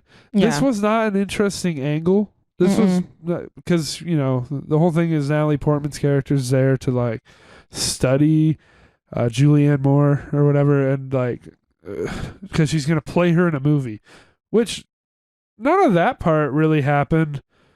And it's not an interesting angle. No, like it's not. like a super strange kind of angle to it. Okay, cats hissing. Lost my train of thought, but yeah, It's not an interesting angle with Natalie Portman's character. in general, like I don't know. I think it should have been taken more seriously. Not Yeah. because I'm like, oh, I don't know, it's disrespectful to try something to put a spin on this story, but just because I think like it would have worked a lot better if it was taking its premise more seriously. Yeah. It might have hit a It lot kind of more. comes off like as a mockery in the movie, though. That's the thing. Well, yeah, it's and it's listed as a weird. It's really drama weird. comedy, like it's a dramedy Yeah. about some fucked up shit, I guess, but like they try and play it kind of like soapy, and it's a little weird. It's I mean, I think there's conflicting tones, Mm-hmm. and I found myself wondering like why a lot, like just why is this happening? Why Yeah, that's what I. why Yeah. is this scene happening? Why is Natalie Portman so sexual about everything? Where Yeah. is this coming from? Like, there was just a lot of shit in there that was not bringing anything to the table. Mm-mm. Yeah. So yeah, that's I guess in short that's it. I don't have like mic drop moments. Just it all was mid. It's just didn't really come together. Mm-hmm. I agree. All right, and yeah, you wait. This was your number one. Yeah, this was my number one. So it's your And number one. You spoiled my number one early on. It was FNAF, Five Nights at Freddy's. So Oh, okay. so that's the list. That was our disappointing. Yeah. Yeah, that took quite a little while, I think. Also, Yeah. But I guess we'll go to our best. best of the year. Yeah. Let's do it. Who wants to start this one then? You can go since I went. Okay. Yeah. So as I said earlier, just not making the list at 11 was Oppenheimer. So just to reiterate, I thought it was up there for the year. Yeah, I explained myself enough earlier. So what beat it?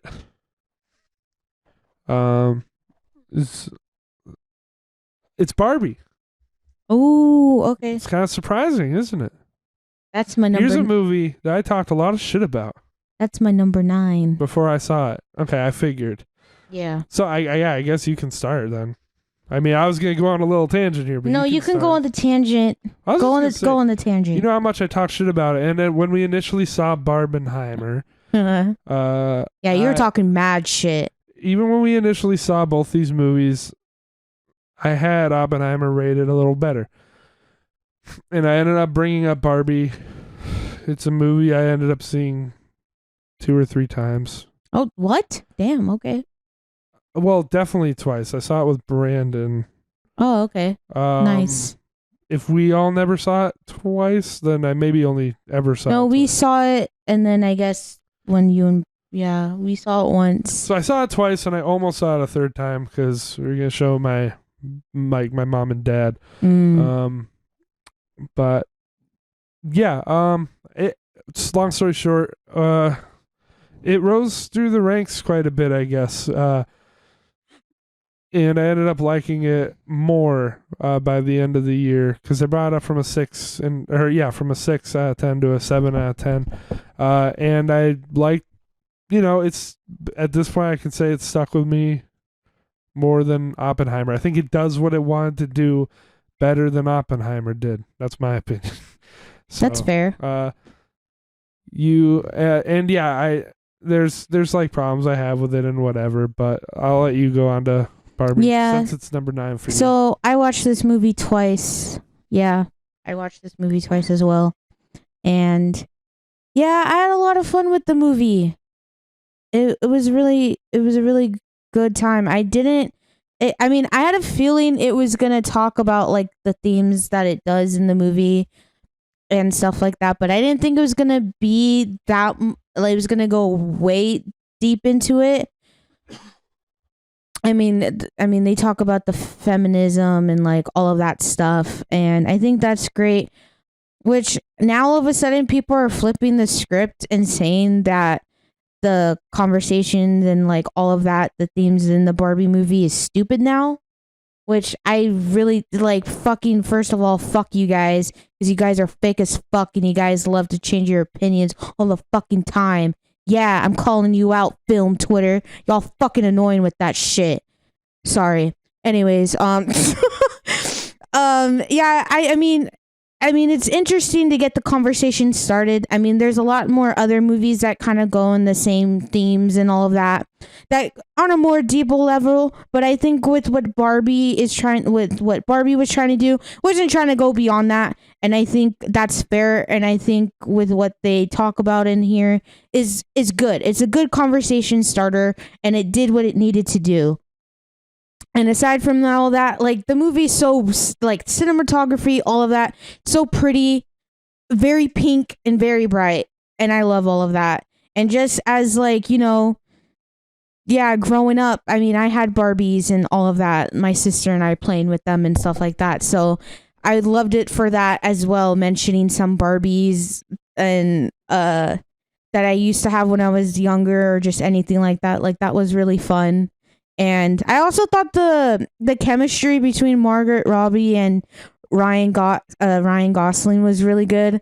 Like, I loved all of that. And I'm just Ken. Like, I'm sorry, but that song, it was so good. I'm surprised it didn't make it on my Spotify. Because I was listening to that song for a good while and just everything, but just Ryan Gosling really stole the show for me.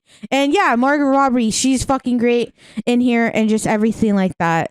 I really enjoyed the music in the movie. I know you're not like the biggest fan of like any of that, but yeah, no, the movie was a fun time. And I'm just Ken was good. As far as the music. I'm talking about like the soundtrack for the movie, not the music that's like Not like the song like I'm Just Kidding. I'm talking about like I think other like music, but yeah. that one and the other one they made fun of with Ryan Gosling was pretty great. Wait, which one? The how's that song? What's that song? I'll push you around. Yeah, that and song. I will. That one. My work plays that song all the time. It was great. Yeah, Matchbox 20. Yeah, they suck. the movie. I know. I like how they utilize the song in it. I like that. And Alan, he was the best. Yep. I will say, yeah. Well, from the start, my major issue when I first saw it was that the messaging was super mixed. So I don't know what people are saying now, but yeah, no, I've been saying that for a while. I don't think it's a big deal. After sitting on it and like seeing it a few times, like some of it like, is a little like a little annoying and whatever, but like it's a Barbie movie. I'm not taking it that seriously, I guess. And yeah, I don't think anyone should be because it's really not that deep, and it's not. I don't think it's trying to be that. Yeah, exactly. That's what I was saying, that it's not trying to be, but that's why I think with what they do talk about, it's a good conversation starter. Sure. I mean, it gets the conversation going. I'd agree so, with that. Yeah. It'll get the conversation going. It's not saying a whole lot, but yeah. I think I still thought the message. Yeah. If you look into what it brings to the table, there's a lot of contradictions. But it doesn't matter. Like, that's just how I feel at this point. Just enjoy the movie. I still thought the message and everything was still very good. Some of it I think was good. Some of it I don't think was as good. I don't have a problem with anything it's saying. I just like I said, I think some of it's kind of flimsy, but I don't care. Yeah. I don't care. I'm not going to it for there's movies that will really try and say something, and this one was trying to have fun, I think, more than it was trying to preach, which is, which is why some of the preachy parts felt not as good to me. But beyond that, I enjoyed it. I gave it 7 out of 10, like I said, by the end of the year. And I don't know. It said I wrote a review, but I didn't remember doing that.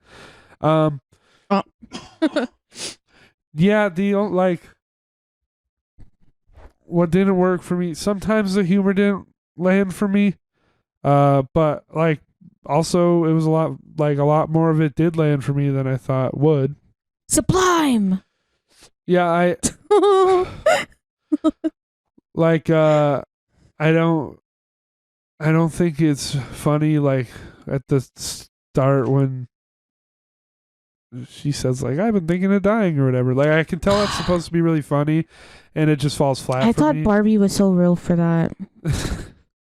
Well, it's got an audience. A lot of people think that's funny, but like it was kind of that and like jokes in that vein that didn't land for me. But there were jokes that really landed for me too. Like like the songs were very funny. They were there as a joke, and Michael Cera was funny. He was awesome. There's only one of him. Yeah, I'm still trying to figure out why. Or whatever he said. Like, yeah, that's just funny. I also like the voice over with Helen Mirren. That was good. Don't cast Margot Robbie. Yeah, that was Helen Mirren. She does the voiceovers. Yeah. Yeah, that's a good joke. Yeah. I mean, you talked about it for a little while. Yeah. Well, that movie, Barbie was my number 9. I don't have a shitload to say about it. So, yeah, you can go on to your 10, I guess. Yeah, so then my number 10 is The Holdovers. Okay. Yeah, I actually thought... Did not make my top 10, but it was good. Yeah. I thought this movie was it was a good time. You were talking mad shit, though, when I wanted to go see it originally. And then, of course, you came around wanting to see it way later, but I digress. Really good. I love Paul Giamatti, and so this is probably one of my favorite roles of him, and I really enjoyed the cinematography. I thought everyone in here did a pretty good job. It definitely is a Christmas movie. You have to watch this during December. It has that feel of being warm and cozy and just everything like that. and I really enjoyed that when watching the movie. And I felt kind of the opposite. really, It definitely didn't feel like a warm, cozy movie to me. oh It felt like a kind of bleak, depressing Christmas movie. It with comedy. yeah, But yeah, add that to the mix too. I guess for me that's comforting. I don't know. fair enough. Well, I don't know. I think a lot of people would probably agree with you. Yeah, I but just felt that way. yeah, no, I really thought I can't really think of anything right now. My mind's going blank, but no, I really enjoyed this movie, and I also thought the comedy in here was really funny. It's like, oh, you're like penis cancer in human form. I thought it was just really such a great line. But yeah, this is probably Paul Giamatti like at his best, and yeah, I thought his dynamic. I forget the actor's name, but the main dude in here, who's the kid, I thought their dynamic back and forth was really good, and he's a standout, and I'm interested in seeing him in more movies, hopefully, because Dominic Sessa. I would like to see more of him because I actually thought he was like really good, just right alongside Paul Giamatti. Hope he gets some awards or something like that because I feel like he deserves it. But yeah, no, I definitely would recommend seeing this movie if you haven't. But yeah, Holdovers at my number 10. So I just realized I didn't actually add Holdovers to my whole list. I think it's the one movie I forgot. I rated it, but You're I didn't add whack. it. Well, I didn't. I rated it, but I didn't add it to my whole list. So I didn't get to consider exactly where it would sit on this list. But whatever. I guess it's canonically not in the top 10. But it was Wow. also a 7 out of 10 for me, just like Barbie was. So Hmm. it could have been. Yeah, I enjoyed it. I did enjoy the vibe. I mean, even though it was a bleak kind of Christmas vibe to me, I enjoyed that. Yeah. It felt more like a black comedy than just like a haha funny comedy. Well, yeah. And I didn't laugh a lot because a lot of the humor was subtle and That's one of my favorites. backhanded in a way. Yeah, that's my favorite type of humor. So I guess it depends. Yeah, but I did like the 70s feel, Mhm. of course. It felt nostalgic in that way. Mhm. Obviously. I thought, yeah, the performances were good. I don't know. It was enjoyable. Yeah. I would probably put it on again for Christmas. I don't know if I would like next Christmas, but like I could revisit this one every few years probably and just yeah, it's a good one. Yeah. Sure. Okay. Number 9 for me, oh yeah, I you're guess.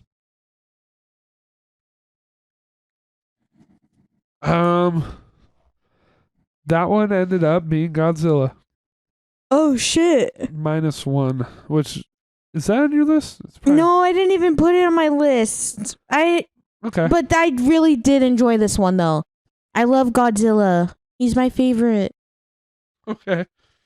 And I didn't put it on my list, so I guess I'm fake. Well, I rated every movie of the year, so there was no chance I was gonna forget a movie. But yeah, like I was just saying, there's a chance Holdovers could have been one of these spots instead. It's just I forgot to add that one. Well, yeah, I guess for me, like how it was for you for Holdovers, I forgot to put Godzilla. It's because I watched it so recently that Yeah. it's just the one that skipped my mind. But yeah, Godzilla is here as of right now, and yeah, I mean, I went into the criticisms I had with you, but I don't know if we've talked about what was good about it. I mean, I think you mentioned it to me the other day, but I don't remember because you were talking about it with Maddie, not with me. So I think I do remember one of the criticisms, The but critiques I had were mostly around the tone and acting, but yeah, okay. So yeah, you didn't talk. I mean, you mentioned it to me the other day when we were talking. most everything else was good. Yeah. Yeah. It was another one I was kind of resistant to watch. Yeah, annoying. Well, but Because I wanted to see it. but again, these ones are in my top 10, but like we're not quite into the movies that I thought were fantastic yet. Yeah. But it made the list. I also thought Godzilla looked kind of goofy when it showed him too much. Oh my god. I thought he looked great. But I'm not here to give the negatives on it. What was Oh wait, I guess I should give one more quick negative. I wish it was rated R because Yeah, I really I mean I felt the lack of gore and impact because of that at some parts. Specifically, I mentioned at the beginning when he's like literally eating like people, but like instead of getting ripped in half, they cut away. well, they like stay in one piece and he just like chucks them out of his mouth. And I'm like, shouldn't that have like ripped him in half? I don't know. But anyway, yeah, it was pretty successfully epic in a way. It was, yeah. Throughout. At least when Godzilla was around, it maintained a pretty solid intensity, I felt like. Mm-hmm. And those probably were my favorite scenes of the movie. I wasn't super particularly invested in the relationship. I felt like it was a little shallow, but also that's okay. It's okay that it's shallow because it's a Godzilla movie, but I felt like they insisted on spending maybe a little too much time on it, given how shallow it was, if that all makes sense. But yeah, I swear I did like it. Talk more about your negatives, boy. It was mostly the action and the camera work that I liked, honestly. I think for me, and the score I think was good. Oh, damn, you took what I was gonna say. Yeah. Well, it was like that was my main that I really loved was the score. Hearing that was fucking awesome. Oh my god, it was fucking amazing. I loved it. Yeah. But yeah, I also really enjoyed that they knew how to utilize Godzilla because if you've seen any other Godzilla movies, they fucking suck and they're horrible. And yeah, I really did enjoy this one. I liked how, I mean, I guess you didn't care for the main characters and whatever, but I did. I actually found them I found them to be like the main guy, but his relationship wasn't that interesting. I mean, I guess that's fair. Yeah. I mean, that's fair. And again, like the acting, I mentioned like kind of the anime acting, which I didn't really get that, but I guess which is why I clipped that. Well, I guess I didn't even show you. No, I think I know what scene you're referencing. Oh no! It was just like I watched YMS talk about this movie, and he said the same thing about anime acting. Oh, and like because when I first mentioned that, like I think you or Maddie were like, "Oh, so everything Japanese is anime," or something, like trying to imply something that I didn't say. And no, I felt vindicated because Adam said the same shit. Where he brought up like the anime acting. It's like, no, this isn't just some fucking like, oh, it's Japanese, so it's anime.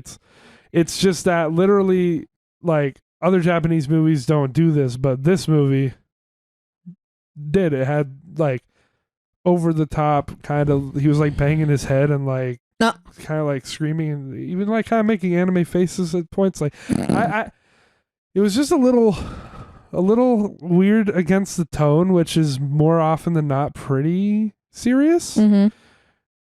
For me, it didn't. The contrast was a bit weird. Yeah, I guess that's fair. But yeah, on the flip side, VFX were great. Music, cinematography. Yeah, all of it was really good. And just enjoyable and engaging enough. So there we go. Number 8, I guess, for you. Okay. So my number 8. Is this going to be a crossover or is it something I hate? No. My number 8 is Saltburn. Okay, wasn't in my top 10. I love this movie. I mean, so yeah, originally, what was it? Yeah, when we were, I didn't hear really much anything about this movie until more so recently because it's like now on Amazon and stuff like that. After I didn't hear much about it until, of course, after I watched it, but but of course when you guys went to go see it, I mean, you guys were telling me, but I went to go watch a different movie. But anyways, yeah, no, I really enjoyed this movie. I thought I had a lot of fun with it, which I had a feeling I was gonna like it, but I guess I wasn't expecting to enjoy it as much as I did.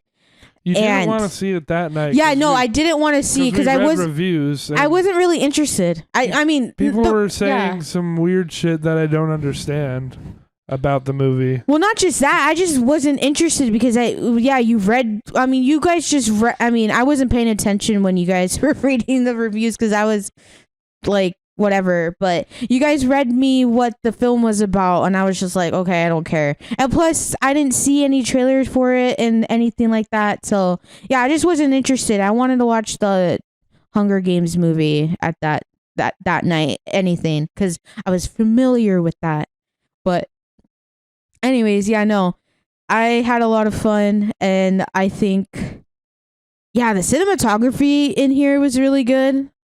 I really enjoyed the story and stuff. I like how it takes place in 2006, and they reference a lot of things in during that time. So I thought that was a lot of fun because I'm like, oh, hey, look at that, and pointing that out and stuff like that. But yeah, no, Jacob Elordi. He's really good in here. You got what's his face, Barry. Yeah, Barry Keoghan. Yeah, he's really good at he's obviously the main star in this, and you got Rosamund Pike, who I fucking love. She's in another favorite movie of mine, Gone Girl. So I mean, I love her. But yeah, it's Barry who steals the show, and I really like how this movie like plays on the whole thing. Eat the rich. I fucking love that. And I think the whole concept and stuff like that is just really fun and really interesting. I mean, a lot of people think it missed that much. Well, yeah, a lot of people do, which I don't get that. I mean, I remember when we were discussing this because like I told you that I watched it and stuff and whatever, and you were reading me like you're like, oh, it has negative reviews. I'm like, wait, what? And you were reading them to me, and I didn't really understand what those negatives were. It doesn't make any sense because the movie people seem to be interpreting it as opposite of Eat the Rich. Like what was it, like the him being poor is bad, it's making a mockery or something like that, which it's not, because he's not poor. Someone was saying like, he's not poor. He got in fucking college on a scholarship. And then you see where he lives, and it's not at all like in a poor neighborhood. It's a suburban home. But getting into college on a scholarship would support that he's poor. I mean, that means he didn't pay to get. But the story that he was telling Jacob Elordi's character, that seems like he was like talking about like how his parents are drug addicts and how he used to live on the street. Now that is poor. He was trying to look poor. Well, yeah, I know. That's what I'm saying. Yeah. I don't know. I feel like you getting on a scholarship, you can get on a scholarship whether you're poor or rich, though. Yeah. So I feel like that's irrelevant. Well, the fact that they draw attention to it is supposed to give credence to like. Well, no, I know, but I'm talking about the people that are complaining of that, like that's a negative or whatever, or towards the movie. It's like I don't know. I don't care either way. Yeah. I get annoyed when people start thinking about their personal morals or ethics and applying it to their review. Mm-hmm. Like, I think just just take the movie and say what the movie did well or not. And I'm not offended by anything in the movie. Yeah, I'm not offended either. But I didn't think it was amazing. I thought it was good. I don't think it's amazing. I just thought it was a fun time. Very gay fun time. I thought it was very. I'm going to use a P word I rarely use. for that 4:3 aspect ratio. Totally unnecessary, pretentious. I don't know why they did that. Of him dancing naked? No, the aspect ratio, Wait, what do you mean? the 4:3. Like it's like what they did in the lighthouse, but in the lighthouse it served a purpose to feel. Yeah, that. claustrophobic, Okay. But in this movie, it didn't add anything, Oh, and it was okay. just kind of. I mean, it was a stylistic just- choice. Yeah, exactly. But it was one that didn't add to it, and I can't like. You actually want a 16:9 for this movie Mhm. to see more of the beautiful scenery. Yeah. Like, it's almost anti what you should have done with this movie, I feel like. Mm-hmm. So that's a little annoying. I noticed some sound mixing issues, which could have been the theater. You never know, but it wasn't all throughout, which leads me to think it could have been in the movie. I'd have to see it again. And yeah, obviously it favored shock over much else, but I don't really care. I didn't feel like it took away from anything, which a lot of people are acting like. People think like if a movie has shocking scenes, it's automatically bad. And I don't think that's true at all. Yeah, I don't think so either. I think that you can still have merit and also have scenes that are going to make people uncomfortable or shocked, or maybe it won't make them. But like, I do get a little annoyed because I feel like that's kind of a non-issue. You're not really talking about what the movie did wrong. Yeah. If you're just saying like, oh, this movie just wants to shock you. Well, it sounds like it worked. It sounds like it made you uncomfortable. And Yeah, now exactly. You don't like it. Yeah. So I don't know. No, you're right on the nose with that. But yeah, some issues, but it was without a doubt entertaining, and the acting was good, and fun time. Yeah, I also have to say I thought what Oliver, that's his name, or Ollie. Yeah, I thought he was very real to lick the drain, because I probably would have done the same. I don't want to talk about that. And also, I thought I agreed. He's a freak. So you know what? I respect him for humping that grave. That's all I will say about that. There you have it. Okay. My number 8, I guess. Yeah. So my number 8 is Anatomy of a Fall, which I will not be adding anything to this because I fell asleep. Yes. I thought it was a great movie. I thought it was a true story, and it's not. Wait, what? Yeah. Okay, so you didn't hear that. Maddie looked it up and figured out that it's not even a true story. I thought it was. I thought it was too. Oh? Yeah, no. You guys were discussing it after the movie. Because if you don't actually look into it, this movie is presented so realistically that I just thought it was real. But it's not. Oh, okay. And the movie starts by showing you a website. Like, you saw that part. That's right at the beginning. It says like I don't remember what it said, but like shows like go to this website. So it seemed like the movie was a real open case about like, did this woman kill her husband or not? Because the movie's about a man who falls from like almost the roof of a house in a remote area, and then what ensues is the legal fallout of that, and as details would indicate that the woman could have had motivation to be involved with it. So yeah, I'm watching this whole thing and thinking that it's a true story because it's incredibly seriously presented. It's like a slow burn, but not like, in my opinion, not in an uneventful, like boring kind of way. It's just kind of meditative, and it gives you time to like think for yourself on the case. And by the time that you get to like the court. There's you have the courtroom back and forth.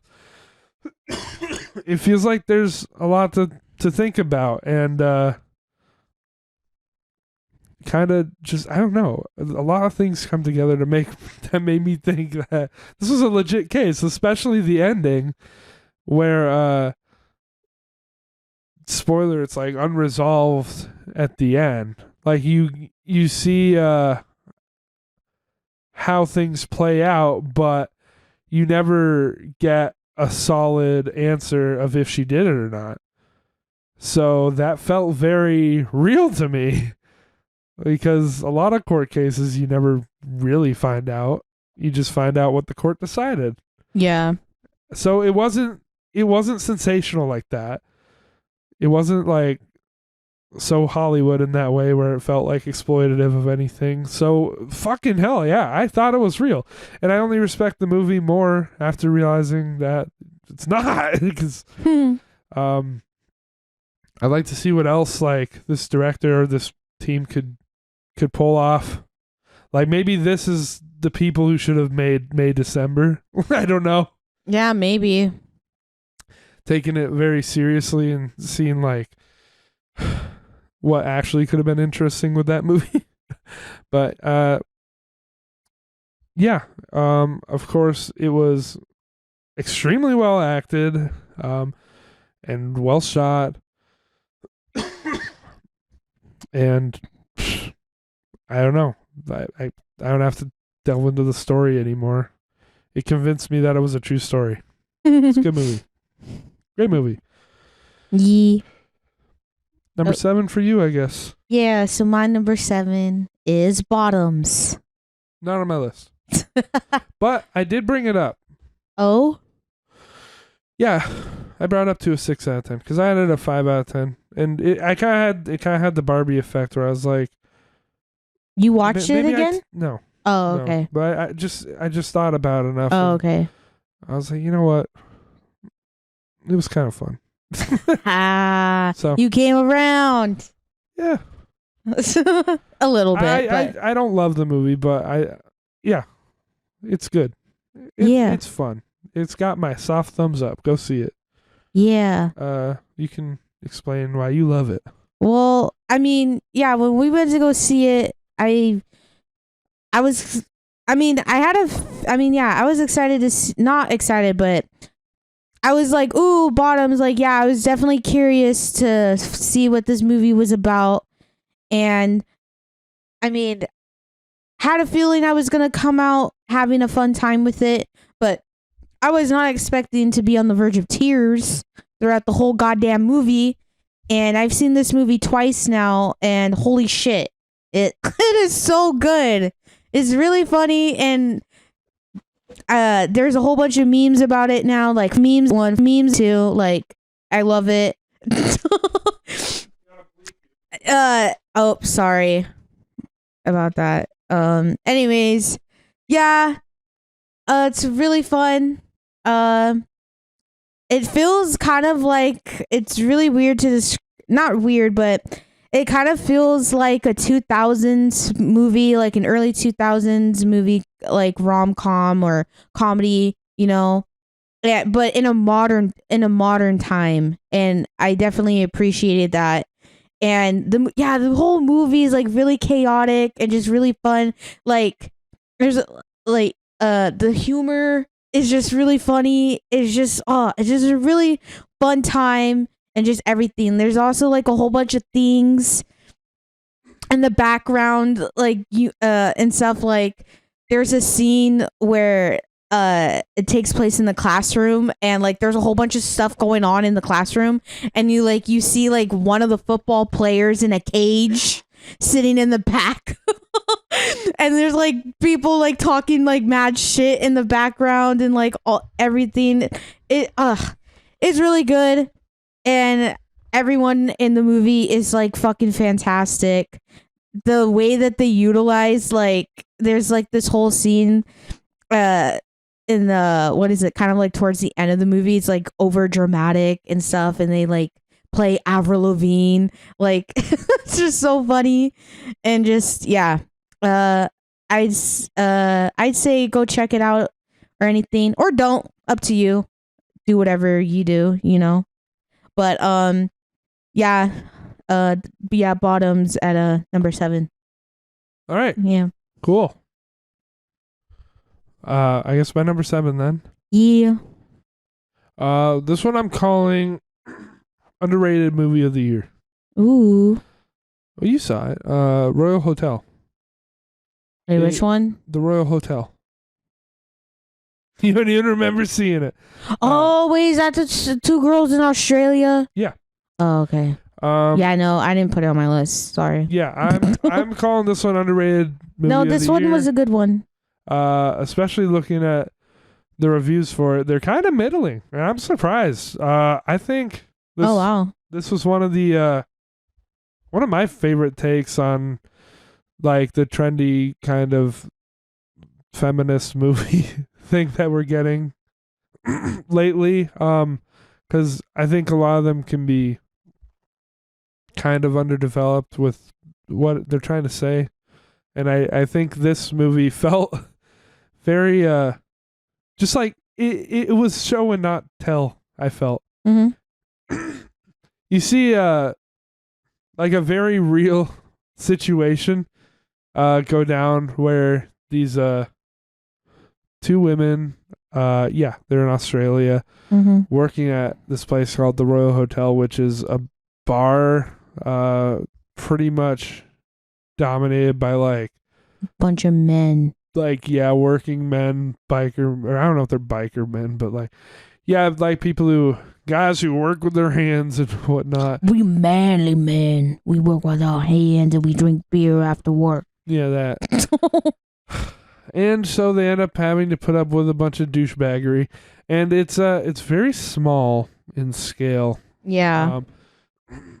It's kind of just this one location. There's a part where they like go out and go swimming at like a little pond or whatever, but most of it just takes place in this little location. It's pretty much all character reliant between the two girls and one of the guys who they think seems maybe not like a douchebag, but I don't know how. Like, just look at that guy. Fuck. Super douche. And there's the owner that seems maybe okay, but always kind of gives you a bad vibe, and then doesn't pay them. Doesn't pay anyone. The wife has to like sneakily like pay them. Yeah, and I don't know what really worked for me about the movie was just that it did feel like a real situation, because I've seen girls getting harassed like this, left and right. Yeah. Especially if you do ever go to like a bar or a club, or just like if you grow up in a town like I did. It's pretty like normalized just to be like, "Hey, honey," or like whatever, like talking to girls like that. Oh yeah. Yeah, and just I don't know, I found it very uncomfortable. I thought the acting was pretty great, and I really hated the girl's friend. Oh yeah. Yeah. Which also felt real to me, because she did feel like a victim. And it was frustrating. Because what's Julia Garner's character? I felt like she did watching this shit like happening to her friend, getting involved with this bad crowd, with with these guys who are basically sex pests and violent, and yeah, I don't know. I felt all the situations and emotions were conveying that sense of like entrapment pretty well. Like, this movie could have had a 4:3 aspect ratio and it would have made sense, because it felt claustrophobic. Mhm. and it felt kind of hopeless and like they can't leave the situation. And yeah, in a way, it's like uh, kind of a horrific. I guess it's a thriller. Yeah. Yeah, but not many people watched it, and it's got a lot of 3 and 3.5s. I feel like it's a good movie. Check it out. No, I definitely agree with you. Also, the fact, yeah, you mentioned it being like, well, not being, but feeling very claustrophobic. I definitely got that vibe. I definitely felt that while watching that. And then, yeah, as sadly, as being a woman, like seeing those types of guys being harassed, as someone who's experienced that as well, I feel like they actually captured that very well. And it was kind of watching that, I was getting like fucking pissed off because like how they do that, it's like it is very real and just everything. But yeah, no, I definitely enjoyed this movie a lot. I didn't, it didn't make it on my list, and I feel bad that it didn't, but because I do remember really enjoying this movie when we watched it. I think it successfully puts you like on edge. Yeah, no, it definitely does. Yeah. And there's like quote unquote girl boss moment or two in this movie that I actually really love. So there's that. Yeah, also the things like if you watch the movie, the things that it goes for and stuff, it's very real. It's not like kind of like like movies now where there's like a female character or a lead, and it's like they try to like force feed that girl boss type of stuff, because like we've talked about conflict that just doesn't feel like realistic at all. But but this is a real situation. Yeah, it's real shit that like it's so real that I mean it's very real that it fucking happens in today and stuff like that. So when you're watching it, it's just like, oh my god, like what the fuck. And I definitely appreciate that. I appreciate that because they don't try to force feed or like try to like, make not a mockery, but like they don't try to amp that up to it being fake. And they play it not. Yeah, well, but I think it makes the guys threatening. Yeah, which to me is important. It's not over dramatic about it. It's important that you can actually see how they're being victimized, so you can actually care about and be like, hey, fuck those guys, like, because just to imply that a guy is bad because he's a guy doesn't resonate with me. But to have like a character that is a monster, like, or a bunch of monsters, like treating these girls who are like outnumbered and like far away from home like shit, I'm rooting for them, and like I'm seeing the problem with their toxic masculinity. Yeah. Like, it successfully conveys all the shit that I think a lot of movies fail at. Yeah. Personally. But yeah. All right. What was that? Your number 7? Yeah, I think so. So you're 6? Okay, so my 6. Wait, wouldn't that be your 6? No, that was my 7. So it's your 6. Oh, okay. So my number 6 is Saw X. Yeah, that's interesting. All right. Oh. Well, yeah, I wasn't a big fan, but go for it. Oh. I don't know why, but anyways. Yeah, so I think I've mentioned it before on this channel, but I kind of have like an interesting relationship with Saw. I only really enjoy the first 3 movies, and like the rest of them I really don't give a fuck about. So with this one coming up, I was excited just because like, oh shit, like we're getting, we're having another Saw movie, where the other 2 movies like Jigsaw and Spiral, I enjoyed Spiral. I thought it was fine. I just thought it was okay. I wasn't hyped or anything about it. I just thought it was fine and whatever. But with Jigsaw, I fucking hated. I thought that was stupid. But hearing that, it's gonna get the original, one of the guys from like the main movies coming to direct, and like pretty much all the people who like worked on the first 3 movies were coming back with this, and that it was going to fit in the timeline between 1 and 2. I was pretty excited for that. Still very skeptical, but I was excited because there's some people coming back that worked in the movies. The first 3 movies that I love, we're going to work on this. And so I was walking into the movie kind of, excited, but very, very skeptical. But you know what? I came out of the theater really enjoying this movie. And I think they did a fucking damn phenomenal job. I'm excited for the next one. They announced I think a month ago or a couple months ago. But we're getting another Saw movie this October, I think they said. So I'm excited for that. But I really enjoyed this one. I know for you it was kind of a negative, but I really do like how they focused. The story was more focused, and it was like John Kramer. That's I fucking love him and stuff like that. And that's kind of always been kind of a negative with the Saw movies for me. It's like everyone else is the main protagonist, and then you just have John Kramer in your movie for 5 seconds or something like that. You don't have your villain in the movie a lot. And with this one, we spend the whole fucking movie with him, and I definitely appreciated it. The movie definitely goes back to its roots and just everything. I enjoyed the kills. They weren't as iconic or any groundbreaking like how the other kills are in the other movies in the series and stuff like that. But I think the kills that we get in here are pretty damn good. It's solid.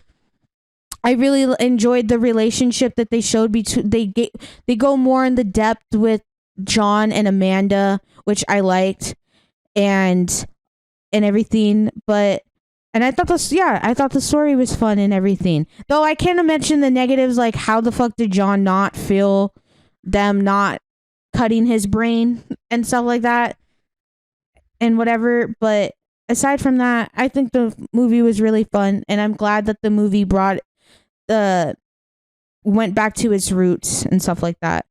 And it ended up being one of my favorites of the year. So, yeah. Yeah, this one could have been on my disappointed list. But I don't know. Yeah, obviously I never expect the Saw movie to be good. Yeah.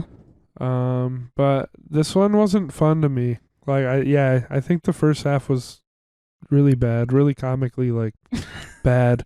Yeah, I can understand that. You just said, yeah. I can understand that. For you, and it worked for some other people, but it just doesn't work so strongly for me that it just felt like such a huge waste of time. I know some people even thought some people were able to find it hilarious that they were humanizing him so much. Well, that's what I find actually funny. For me, yeah. It didn't even make me laugh. I was just man, we're really spending a lot of time on this. I definitely do. I just want to see the fucking traps and shit. Yeah. And I definitely agree that they could have cut that down, though. They could have cut that quite a good chunk of that, though. Yeah. I don't know. Yeah, the traps all felt less creative to me and more it was just we got a room and this is the stuff we got in the room, so we threw it together. I don't know. I liked the kind of out there contraptions in some of the dumber movies. Mm-hmm. And I didn't feel like this had that. I mean, just I guess as a criticism, not something that bothered me, something I thought was funny that a lot of people have talked about is how Amanda looked was really funny. God, they did her so dirty with the I was going to mention that too. Yeah. Yeah, they did her fucking dirty with the goddamn Party City wig, man. God, so annoying. They should have just kept her hair long because this takes place in 1 and 2. In the second movie, we see her with the she was never with the going to short look hair. that young, so it's just really funny. Well, the wig ages her quite a lot. They did such a bad job on the wig. She just aged. It's okay to admit that. I don't have years. I know that. I'm not expecting her to look how she did in the earlier movies. Yeah. I just think the wig just didn't help her at all. It made her look older, and she's already fucking pretty as she is. So it's just funny. And it's like when they put the hat on Tobin Bell. Snap back, John Kramer, Eminem. That shit's funny. Oh my god. Yeah, not enough of it was working for me. But anyway, whatever. not to take away from it being at a good spot on your list. Yeah. My number 6, Yeah. that would be tonight's movie, Past Lives. I liked it. I liked it quite a bit. Good love story. Glad we got it in at the end here. It was it was one of those like 6 or 7 movies that I compiled for us to see before we did this episode, and that's why this episode's late. Yeah. And it should be going up in 3 minutes, but it's not. It'll be up in a few hours or tomorrow at this point. I'm not going to wait for it to export. Yeah. But yeah, back on the movie Past Lives. It's a great little romance movie, and I really liked how it played out. I was scared I wasn't going to. I was really kind of scared that the two would end up together. I'm glad that they didn't. Me too. I'm happy that they didn't end up together. I really because it's very realistic in that way. Exactly, and I like the point that it was making. I like the stuff that he was saying towards the end when he was speaking. Oh yeah, Korean, about how, like, for him she was the one who left, but for her husband, like, she's the one who stays, and how they had like the whole Korean lore of like love, of how like if you get married to someone, then you've been like together in 8,000 past lives or like something. Yeah. I don't know, like I can't fully quote it, but like, and they start talking about how like, oh, we must not be getting married because we argued in these other lives, or like we tried and it didn't work. So like I thought that was great setup. It started making me feel things, which is good. And then I would have been really disappointed if they just ended up together anyway. So and also she had a good husband. It did feel weird to me when the husband started rattling off for like 5 minutes about how they shouldn't be together because she's like, it would be perfect if she ended up with the other guy. Like, I was like, okay, who would lay it on this thick that you don't want to be with your wife? Like that felt a little weird to me, but I guess, but I feel like he was then he saved it. Like, I liked the second half of that scene. Yeah, because I think, doesn't he bring it back like to where, I forgot what he says right after. It became, because he brings it back, and then you're like, oh, okay, yeah. Well, I just thought it was weird because presumably they've been married for like several years, and this, like, he's just gonna say, oh man, you should really not be with me, like, because she met up with an old friend who like was an old flame. But then then like it turned around and it became about like, no, they really are in love with each other, and she doesn't want to go anywhere, and like it was about a misconnection, and it felt very real. And they say towards the end, like, maybe this is just another past life, maybe they'll end up together in another life, and that's a fine, cool thought. Like, I don't mind that. That's a nice little way to tie together that central theme. And I thought it was very good. Doesn't he say something like towards the end? I don't remember the exact, like, what he exactly says, but he mentions about like, you, like, you know, in our life, you were the one to leave. Yeah, I said that. Oh, okay. But in this life, you're the one who stays. Yeah. Yeah. Okay. Never mind. Yeah, it was a unique kind of story. Like, it's either, usually in a movie like this, they would end up together, and I'm just happy that they didn't. Yeah, no, they would have made them together, and I'm so happy, and I love that they didn't. That what makes the movie all so devastating, but brilliant at the same time. Because, like, in a way, you kind of like want them to be together. I mean, I was kind of hoping for that, but then, when they don't get together, I just love the movie even more. It became clear what the point was. Yeah, and the point was that it was a misconnection. Yeah, and I liked that. I appreciated that. Cool. Yeah. You're number 5. So my number 5 is Oppenheimer. Okay. Now you can go on your why you love it. You already went at length as why you didn't care for it, which I still think is blasphemous. It was still out there for me, but yeah. I still think you're on crack for that. No, just kidding. But You can yeah. confess your love for it. No, I was not expecting to really enjoy this movie at all, and I came out really loving it. I enjoyed it. I enjoyed the fuck out of the score. I think the score is like one of my favorite parts of this movie.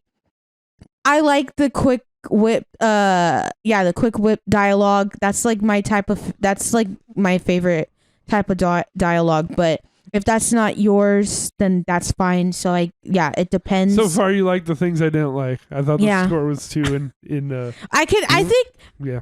it was our theater, but there were moments where it got really, really loud Yeah. and stuff like that. But aside from that, yeah, no, I enjoyed the score. I mean, yeah, this movie is a very star-studded cast. So I guess depending on where you land with that, you're either gonna like it or be like James and think that's kind of annoying. No, that wasn't my point. I'm just It kidding. was just how underutilized. Well, everyone no, was. But yeah. Keep going. But I enjoyed everyone that we got in here and stuff like that. And yeah, but my favorite part is probably the whole trial. There's a whole trial that's taking place. The film kind of goes back and forth. Not really, but it is kind of like a future. It's no, not future. It's past and then like present. So kind of it toys on that. And my whole favorite part is the whole present time, and during the present time, it's black and white, and I really love that. One of the characters in here who's on trial, it's played by Robert Downey Jr., and I think he is fucking great in the movie. He's great in here. Fuck, like everyone loves him for Iron Man. Okay, sure, but nah, this is the movie. This is the Robert Downey Jr. I know and love, and he is so fucking great in here. It is, oh my god. There's like this one scene where he's going off like on a full tangent, and it's just so good. In my opinion, I think it's Oscar worthy, and who knows if he does, but I really hope he would get nominated for. But it is so good. The whole court's drama and like all of that. That's again my type of favorite movies. I love court dramas and all that, and that whole part of the movie is like so great. And and I also love that Albert Einstein came back from the dead to be in a Nolan film. I think that's amazing. Yeah, we get to see Einstein in here, and that's really cool. But yeah, no, I really enjoyed the movie. I mean, yeah, it's a runtime for you, but I don't know. I had a lot of fun with it, and I really enjoy the memes that have since the movie come out. Came out. I really enjoyed the memes of the movie too, and like stuff like that. But yeah, no, I had a lot of fun with the movie, but I definitely can understand your points as to why you didn't care for it and why it ended up on your disappointing. But I guess for the fact your reasons for it being disappointing are the reasons why I love it. So yeah, there's things I liked. I won't go into obviously because we're running long already. But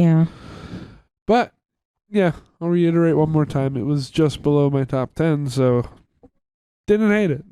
Yeah, Good movie. Disappointing movie as well. It happens.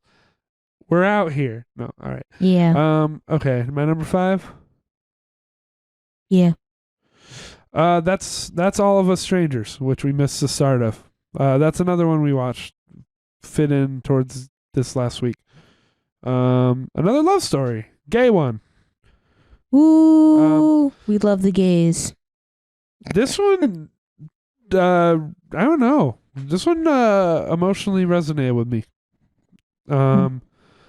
I felt the subtlety of a lot of I don't know how to phrase it. The whole movie is very subtle, but not in a way like to its detriment, like where like zone of interest. This one I felt perfectly played off the subtlety and like I'm gonna say it, the nuanced performances,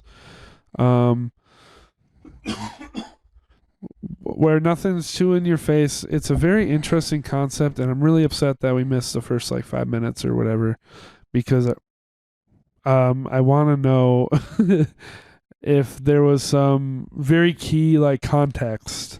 I would want to see this movie again because I mean, I rated the movie. I think I gave it a 3 stars or 3.5. Mm-hmm. I didn't really love it I mean, I enjoyed it, but I wasn't on board with it as much as I guess you or Maddie. And I think because I don't know if that's because we missed the first 5 minutes or anything. We definitely missed some context, but I don't know. Yeah, how but important I it was. definitely. I mean, first of all, the movie went by really fast for me. So when it ended, I was like, "Wait, what? That's it?" And I don't know. I feel like there were some things that weren't answered, but again, I think I want to give this movie another. I would like to see this movie again because I'm really confused. Because when right after we walked out of it, you asked how we liked it, and I said I'm confused. You're like, wait, what? What do you mean? A lot of it worked for me without even knowing, how important the context of the first 5 minutes is. Yeah. A lot of it still just really worked for me. I really loved their relationship. I really did like their dynamic, yeah. And I loved his relationship with his parents, which was like a very cool kind of, like, I don't know that, I'm not going to say like it reached its full potential with the concept, but again, I kind of, we missed something. I don't know if we missed anything crucial.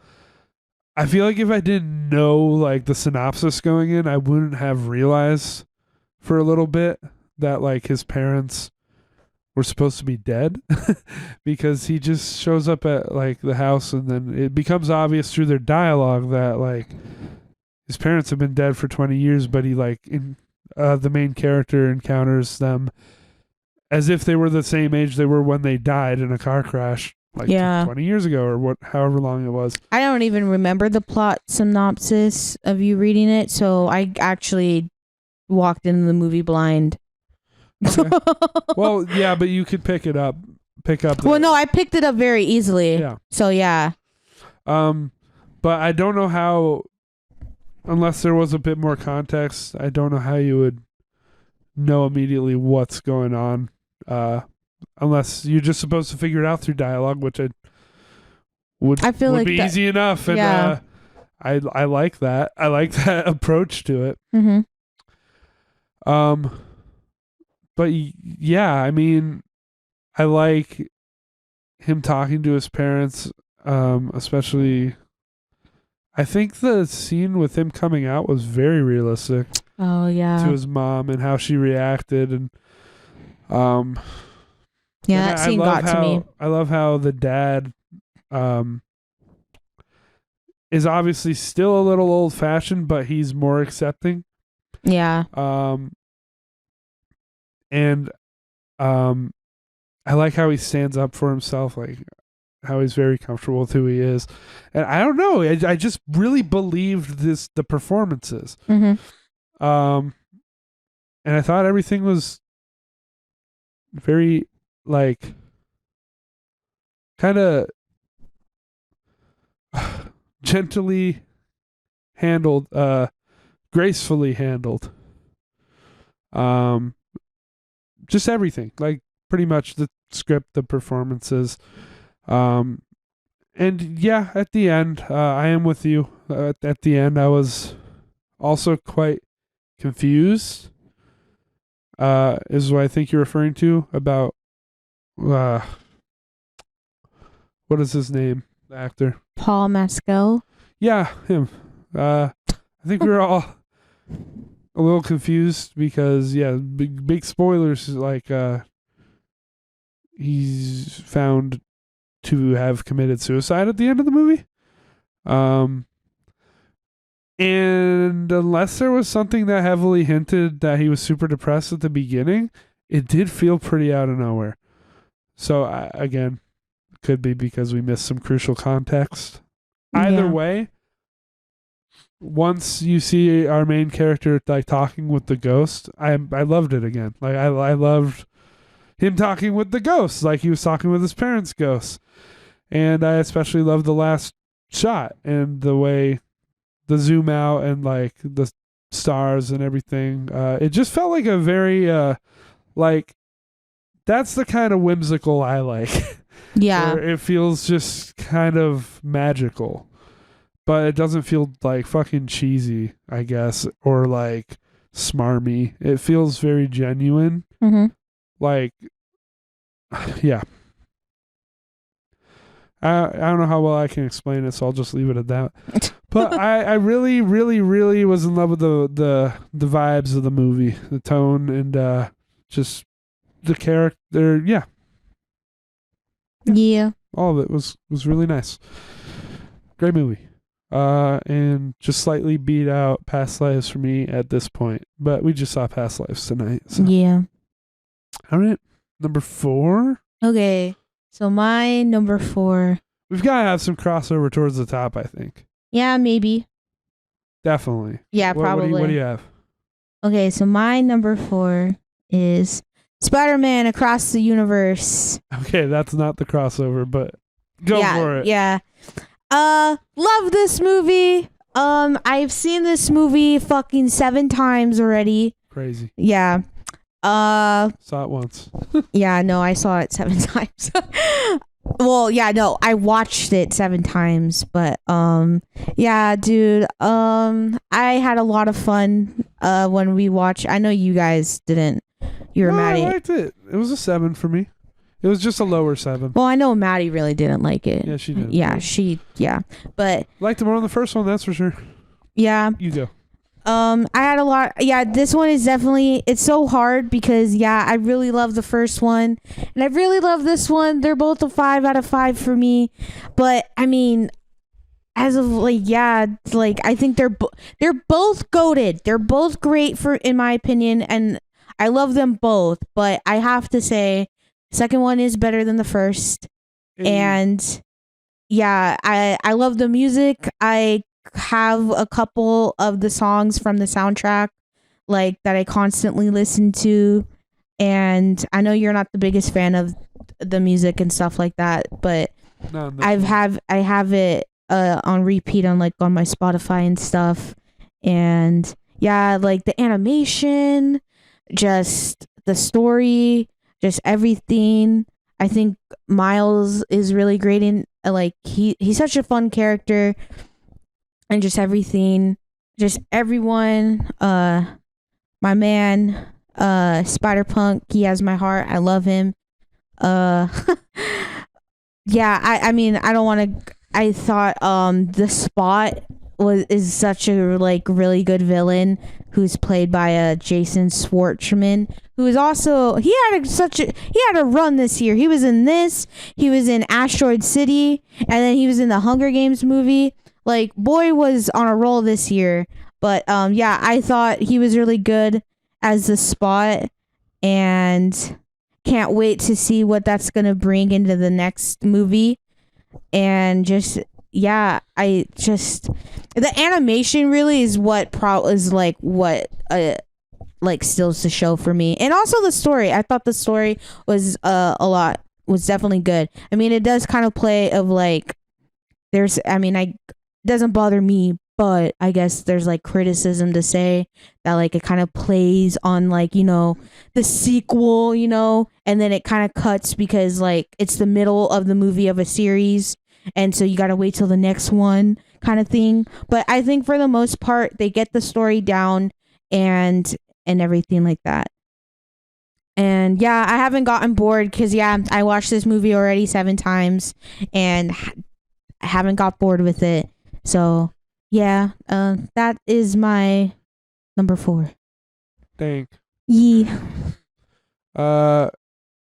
Yeah, I don't need to give thoughts on that one. I enjoyed it. Yeah. Okay.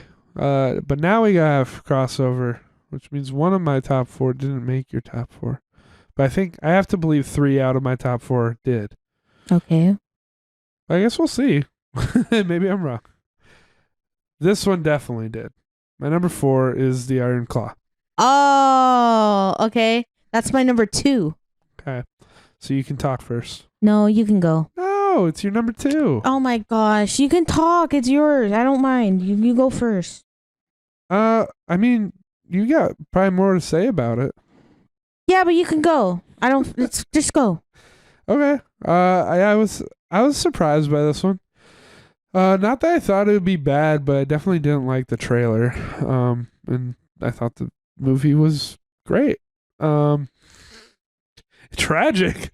Yeah. Definitely. Real tragedy. Definitely. I'm glad I went in knowing nothing. Mm-hmm. Because I didn't expect any of the twists and turns, and I feel like it would have almost taken away if I knew like how things were gonna go down personally. But yeah, I mean, what is it? It's just like not much better arguments against toxic masculinity than this movie.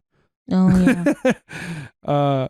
Yeah, well, I forget what my review was, but it was something like that.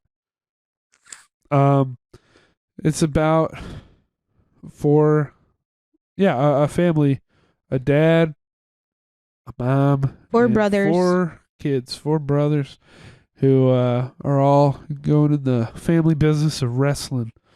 And the dad's a gigantic, prideful piece of shit who needs all his sons to be the manliest men. And that's all he really fucking cares about. True story, apparently. No, it is a true story. So yeah, spoiler alert. They all die except one of them. Who in the movie is played by Zac Efron. My man, my boy. He's very good in the movie. Haven't seen him in a long time, and I don't really care for what he was doing much before this, but yeah, he was great here. So yeah, performances great. The story tragic and like I said, I almost would have felt like they were laying it on too thick if it wasn't a real story. With how the tragedies just keep hitting this family. As it starts out with Zac Efron's character going for like winning a belt or title or something. I don't know how wrestling works, but and then the dad just slowly starts like roping each other brother into the business and kind of pushing them to win the title instead of him, instead of Zac Efron's character. And I think first it's the brother, the only actor, the only one who like, or no, not the only one. I don't know who played him, but the first brother who dies because he like gets hit in he gets like a ruptured intestine or something. Yeah, I think like a punctured lung. Punctured lung. I thought it was all right. I thought it was his stomach, but Or something, yeah. or digestion tract. Related. Yeah. But yeah, it kind of just happens suddenly, and it's like, oh shit. But yeah, the dad learns nothing from pushing too far, and has the next brother, played by Jeremy Allen White, right? Has him go for it, and I don't I get he I think can't handle all of the bullshit, all of the pressure, and what, like, because he does win the belt or whatever it's, but it's like too much on him, or it's implied in some way something fucked with his head as he goes and drives and gets in a car crash and ends up with no foot. He lost. Loses a foot. Yeah, he loses his foot. Yeah. All right. Anyway, I'm realizing I'm just pretty much recapping the movie, so I'm gonna stop doing that. What I like about it, I just thought it was very effectively presented because I mostly felt the things it wanted me to feel. Mm-hmm. And I thought the performances were great. I guess the music was varying degrees of effective for me. The music is kind of what made the trailer goofy for me. That's fair. But yeah,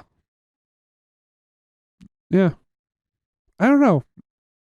This I guess I hope you'll have more to say, and then I can kind of piggyback on that because I can't think of like things that stand out particularly. Okay. It's more that it all worked as just like kind of it's a story movie. Yeah. The story worked.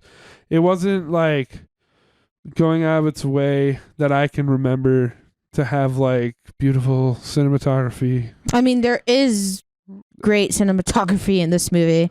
There's a lot of cool shots that kind of stick out to me. I don't remember anything, so that sucks. I'm inclined to say like it was serviceable, but like it was definitely more about the story. Well, yeah. I feel like, which is fine. You know, not every movie needs to look beautiful.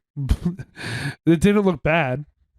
No, it's not a. Yeah, it's actually the film was actually shot very great. Competently done. Yeah. I know one goofy thing. In it was, I think we all agreed it was really goofy when, the one brother dies and he goes and sees his other brothers and there's just a little kid there. Because it attempts to show like a. I wasn't really on board with you guys. You guys said that was goofy. It was super. It goofy. It wasn't for me because I actually got what they were going for with that. So I get what it was like Oppenheimer. I get what it was going for, but it fucking was goofy. I mean, that's how I feel. That's how the other three of us who saw it felt. But yeah, there's a part where it's like showing, I guess, like the afterlife when one of the brothers dies and he's like sailing on a little boat and he pulls up to a dock and then the other brothers are there and there's like this fourth little brother. They're fifth. Yeah, who die when they were very young, and you just see this little kid who you've never seen before. Yeah, there was actually in the movie it's like described as 4 brothers, but you know the real story of the Von Erichs, it's actually 5 brothers. Yeah, they mentioned him. Yeah, they actually decided to not show his death because I mean first necessary. Yeah. Well, yeah, they said it would have, and then also just because of how he died was actually just really traumatic. So they didn't feel like, and plus the movie was already like at that of going through what's happening. It's like a tragedy after another tragedy after another tragedy. So they kind of got rid of it. The film actually has been getting slack for that because they didn't, at least I came across some few people upset that they didn't show like all 5 brothers. They only decided to show the 4. I don't think it's important. But I mean, I actually think that the movie, so. I think it doesn't even matter what the real story is. Yeah, no. I'm familiar. So this is my number 2. I was familiar with the story because I am a wrestling fan. So like Interesting. I mean, it's not I hate that wrestling, but the movie was good. I mean, it shouldn't be that big of a shock, but I guess so. I was familiar with the story, not as fully in depth, but like I knew of it and stuff like that. But I really really love this movie. I think everyone in here is fucking phenomenal, but the standout, in my opinion, I mean, rightfully so, is Zac Efron. That's my boy from High School Musical days. He's always been such a great actor, and with this, I'm glad that people are starting to like appreciate his performance in here. I think this is one of his best, like literally his number one performance aside from him playing Troy Bolton in High School Musical. Oh, come on, this is better than that. But I'm saying aside from High School Musical, this is his best. But I don't know if it's in the same conversation. It's a joke. It's a joke. But I'm biased because I love High School Musical. Anyways, this is his number one, and I really, really hope he gets nominated for an Oscar or something because he is fucking phenomenal in here. He literally steals the show. I mean, yeah, Jeremy Allen White, he's also great. Like, come on, like, boy started out in Shameless, and now he's on The Bear. Like, yeah, he's great. Everyone in here, but it's Zac Efron. And also, like, a quote that, like, kind of, like, stuck out to me. Because, like, the whole last, like, 20 to 30 minutes is, like, I was blubbering like a baby. But, like, a quote he says is, like, I guess it's because I used to be a brother, and I'm not a brother anymore. And, that is such a gut punch. And yeah, if you're like, you got siblings and stuff and you're very close knit with your family. I mean, that's how I am. And so that definitely hit home for me and just everything. But yeah, the score, the music, just fucking everything about this movie. And I really love it. And it's a really sad, it's a really sad story, but I'm glad that the movie got made, and I'm happy to see that Zac Efron's getting praise for this movie. And I really hope he gets an Oscar because I definitely think he deserves it. It's one of my favorite roles by him ever, and yeah, I pretty much everything that you mentioned I was gonna say anyways. So I was having trouble articulating this one, so I don't know. Yeah. Yeah. Yeah, the toxic I can't say the word, and I'm not masculinity. Yeah, is the true villain in the story. Is that what I said? Yeah, that's what you said. If it was a villain or something like that, I just saw your review, and that's what you said. God damn it! Yeah, Letterboxd is annoying because when I click on my review, sometimes I can't actually see what it is. It just takes me to the movie. I'm just trying to see what I said. But I definitely highly recommend if you're curious at all, or I definitely recommend seeing this movie because it is really, really great. Great movie. Yeah. See it. Okay. Number 3, I guess. Or your or mine? So that was my number 4. Yeah, so my number 3. I guess. What was your number 4? Did you already do number 4? Yeah, my number 4 was Spider-Man. Okay. So my number 3. So it's on to your 3 then, yeah. Yeah, okay, so my number 3 is Blackberry. That's my number 2. Hey, okay, so I guess you talk. Okay. Yeah, I recently watched it again, actually, when I was home. Nice. In New York, showed my mom and one of her friends. And I don't know, they weren't as enthusiastic about it. I mean, I think they enjoyed it, but I'm still very enthusiastic about it. We saw this when we saw this, I remember like thinking this is the first good movie of the year. Yeah. And we definitely got some bangers closer to the end of this year, but yeah, for all that came out, this movie's still up at number 2 for me. I think there's a lot of movies this year that are just based on true stories and kind of just like fictionalized it for better or worse. Yeah. And yeah, for this one, I think it's definitely for better. I think it's super engaging. It's not like a subject matter I would think I would care about at all, but it's very engaging. Matt Johnson does a great job as fucking awesome as a director, and shout out to him. He's very funny to watch. Yeah, his character. I haven't seen anything else from him, but as a YMS fan, I am aware of him, and I'm interested in his other stuff after seeing this. I think, yeah, it's just presented in a very funny and engaging way. Glenn Howerton Yes, my boy, my other boy. from It's Always Yeah. Sunny, kind of blew me away here. Like, It was fucking hilarious.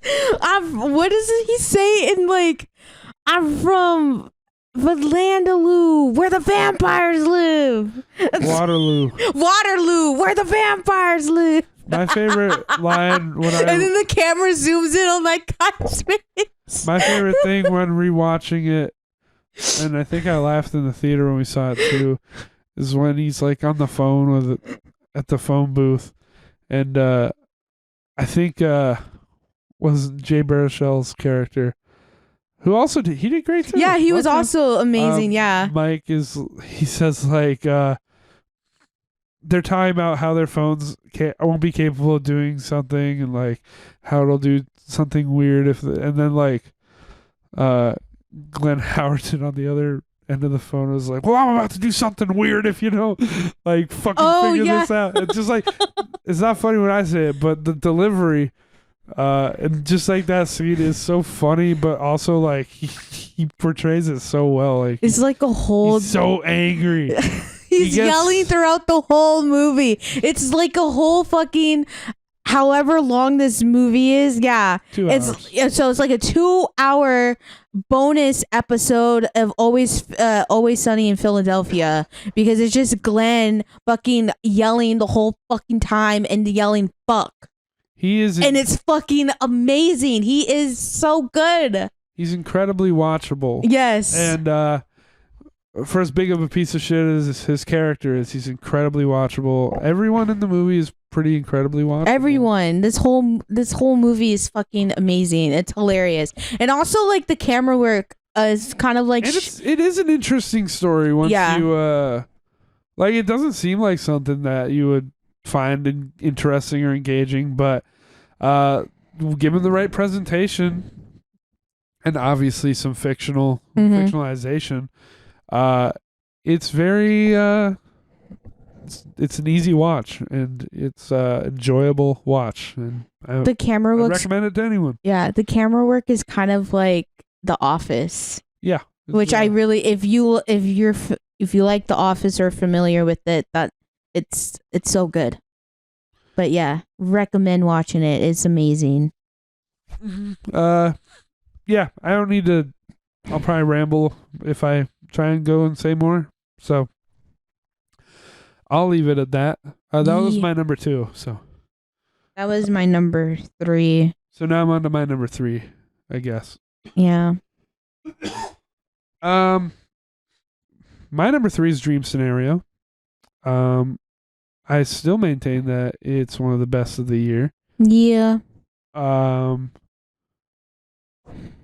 guess a lot of people have decided they don't like the ending, and I definitely am not agreeing with those people. Wait, didn't you not like the ending either? No, I don't know. I thought you I didn't care don't- for I the don't- ending all that much. I think I Unless you I changed- might have said at one point that I want more out of it, but I've seen the movie 3 times now. Oh, And lucky. I definitely if I didn't like the ending, I've definitely come around on it, because I didn't realize what was happening the first time I saw it, why it ended like that, but on the second watch I noticed like the piece of dialogue that it was calling back to at the end. Yeah. The whole talking heads thing. Like, I didn't put that together. I heard them say talking heads, but I'm not super familiar with the talking heads, so I didn't really realize what was going on at the end. But yeah, now I get it. At the end of the movie, he's fulfilling his wife's dream from way earlier on in the movie, when he asks what she wants him to do in a dream, Yeah. or what like her dream version of him is, and it's like, you wear this talking heads suit and you save me from something, and that's what he does at the end. And I'm like, that's a perfectly valid wrap up. Like, I don't know what people wanted, if they wanted some kind of resolution, but I think like the truth is, like, there's not a good resolution to that problem, Mm-hmm. and that's what it shows. Yeah. Because like it is kind of like obviously like quote unquote being canceled is a big thing in the movie, which usually is groan worthy, and you want to roll your eyes and like, ugh, stop fucking talking about being canceled. But I think the way this movie explores it is a lot more like visceral and like realistic. And it's interesting to see from this character's perspective. He gets canceled for something that he like can't even control, and something that he didn't even do, which I don't believe is like a commentary about these people getting canceled didn't even do it. Like that's not what the movie's saying. If you think that, you're a dumbass. But yeah, because he gets he starts showing up in people's dreams. Yep. And then he starts doing fucked up shit in people's dreams, and people are all like people start feeling unsafe around him in real life, and it's really bullshit. And if you don't sympathize with him, then I don't know what to say. But Wait, people actually think of him as a villain? apparently, What? well, I know when I watched this with my family, some people weren't that sympathetic towards him, and I was very confused. So I think you told me about So I guess it's possible to watch this and not sympathize with him. But Interesting. I don't know how you can come to that conclusion. I think that's pretty crazy because it's happening to him. It's not like something he's doing.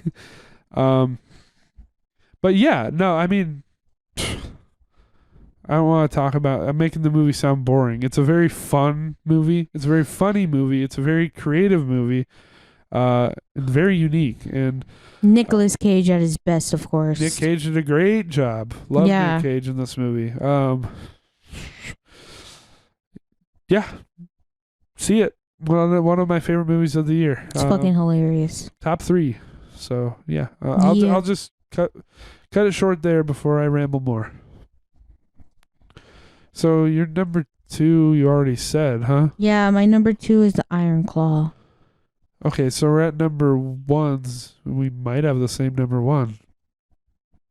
I would think we might. I would think we do because you haven't said it yet. Yeah. Poor Things. Poor Things, yeah. Yeah. We're the same number 1. Yeah, okay. There you go. Though it was a 4.5 for me. There wasn't a 5-star this year. So you can talk first because you give it 5 stars. Well, it was fucking great. I didn't really know much about the film aside from it. Who is it? Like, I know the director.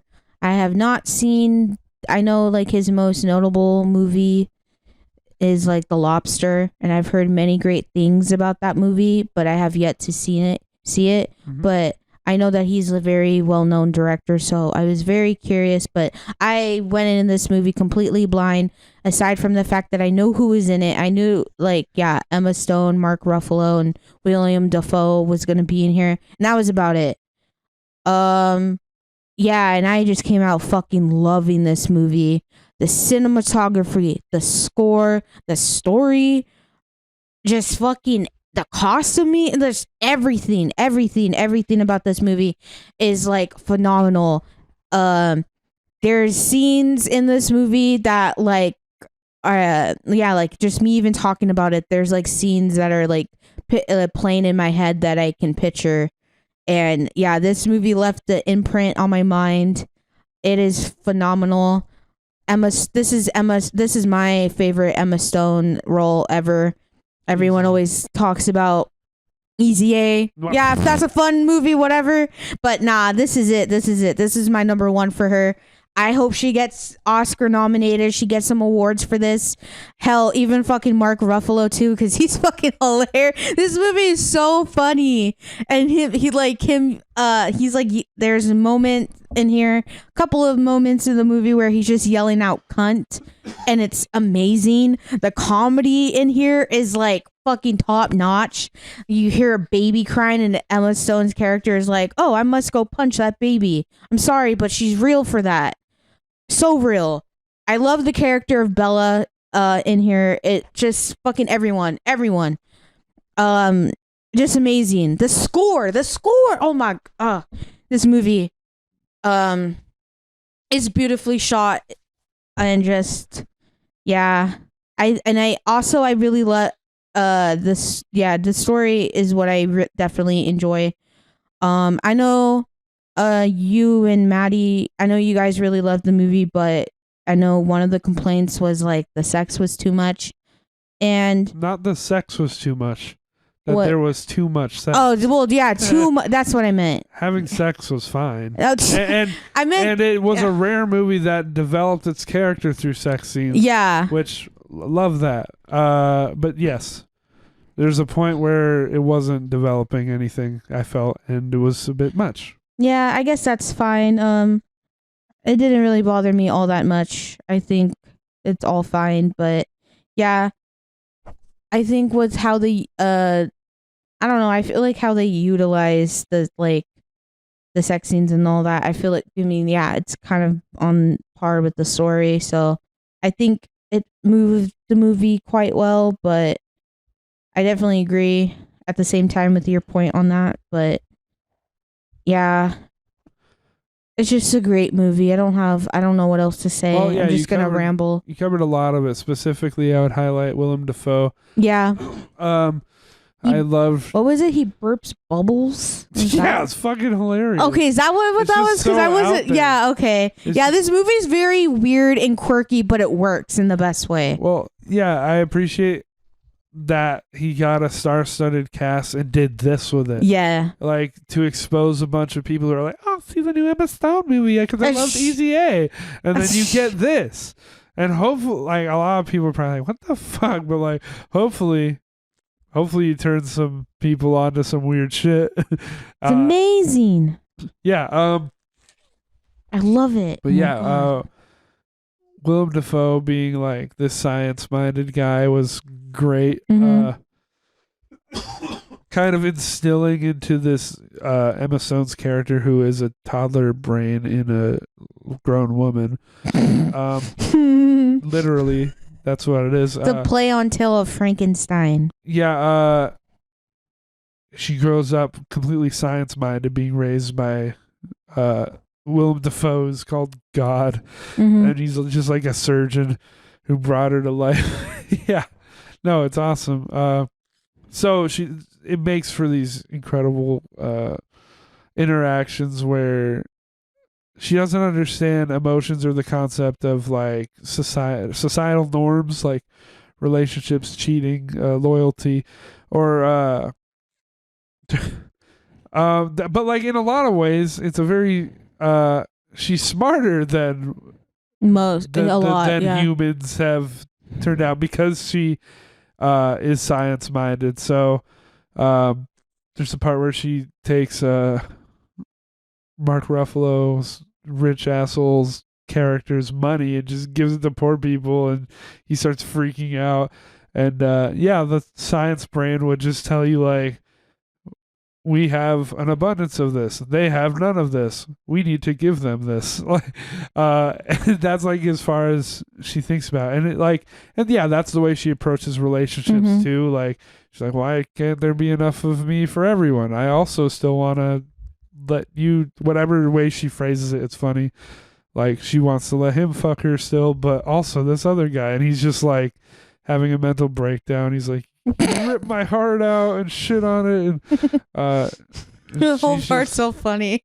She's just like, you can still fuck me too, though. And like, yeah, and it really just, in a very intelligent way, points out how silly society is. And you know, I'm a monogamous person, but I can recognize how silly it is. It's just a very funny movie. It's kind of intelligently so, and I pretty much love everything about it. Yeah, other than the fact that I feel like the sex scenes stopped adding at a certain point. Like, for the most part, it was adding quite a bit, and you get out of that that at first she loves sex and eventually she tires of it, and she even has a bad experience with it, and that stuff helps to develop her as a character. What the other thing that was a small gripe for me, maybe wouldn't bother me as much on a rewatch, I don't know, was that when it gets it's all culminated to something, and then she goes off again, and she's with that asshole who she was with before she had toddler brain. You're only gonna understand that sentence if you saw the movie. If you know, you know. Yeah, before the actual Emma Stone woman committed suicide, she was with that guy, and it was great stuff. But I felt it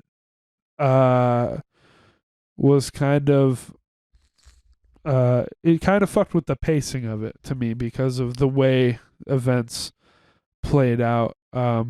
Where I wish he could have done gone on all her little excursions and then just come home and have it end home. It's kind of like she goes home and then goes back out, and then it feels a little just disjointed, or at least that's how I felt on the first watch. But you know, it's a very small thing because I enjoyed the whole section still. Yeah, best movie of the year in my opinion. Yeah, definitely. Yeah, all the performances. Can't say enough about Willem, Emma. Like I didn't know she could do that. She's great. Haven't particularly been big on her work before this either, because she was in a bunch of rom-com kind of stuff, but she was in another Yorgos Lanthimos movie, so I will check that one out. I think The Favorite, that one's supposed to be one of his best too.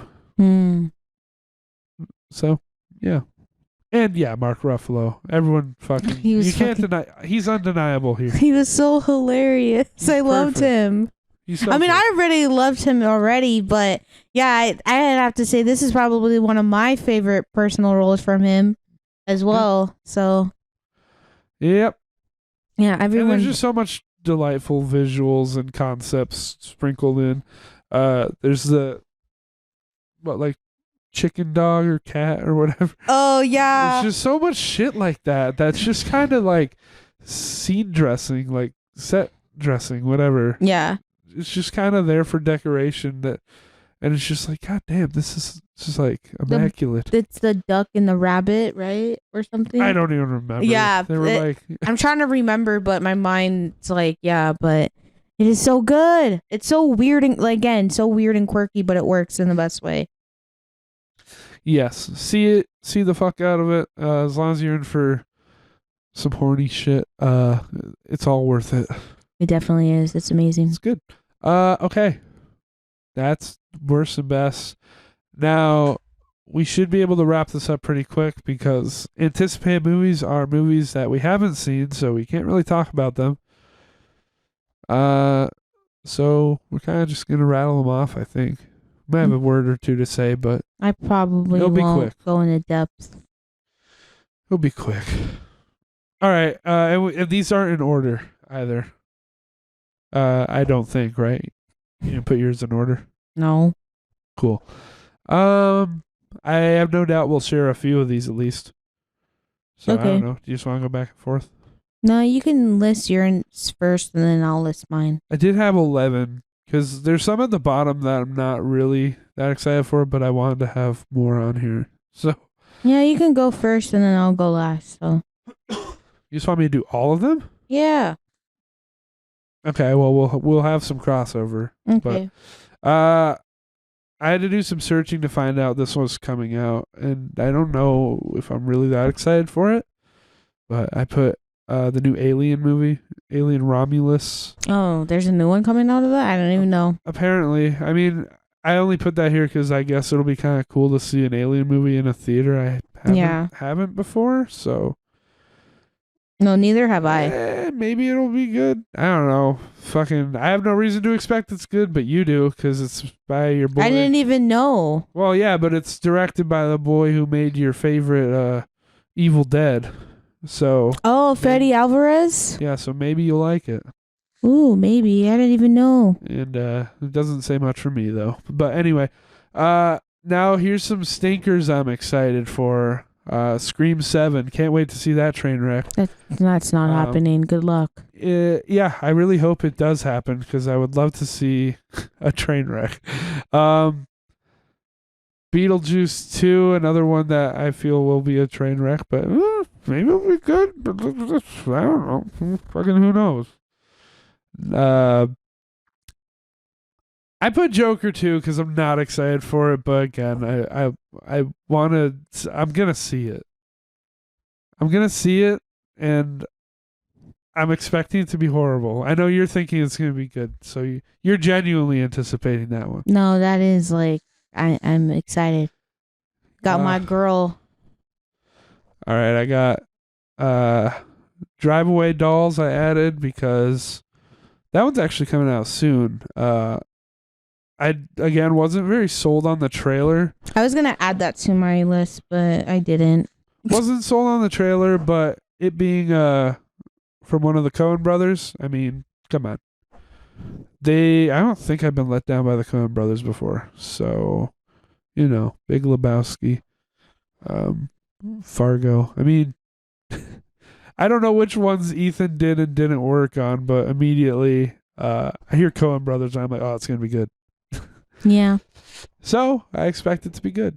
We'll see.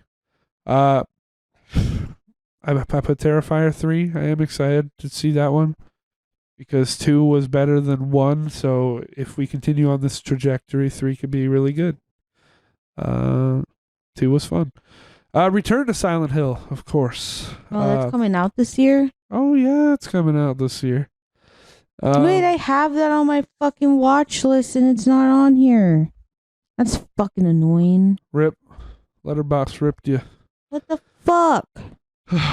But, yeah. Stupid. Of course, I'm going to see that. Of course, I don't have great expectations for it. But I am definitely anticipating it in a way. And same for Saw 11, which you mentioned earlier. I'm anticipating that in a way.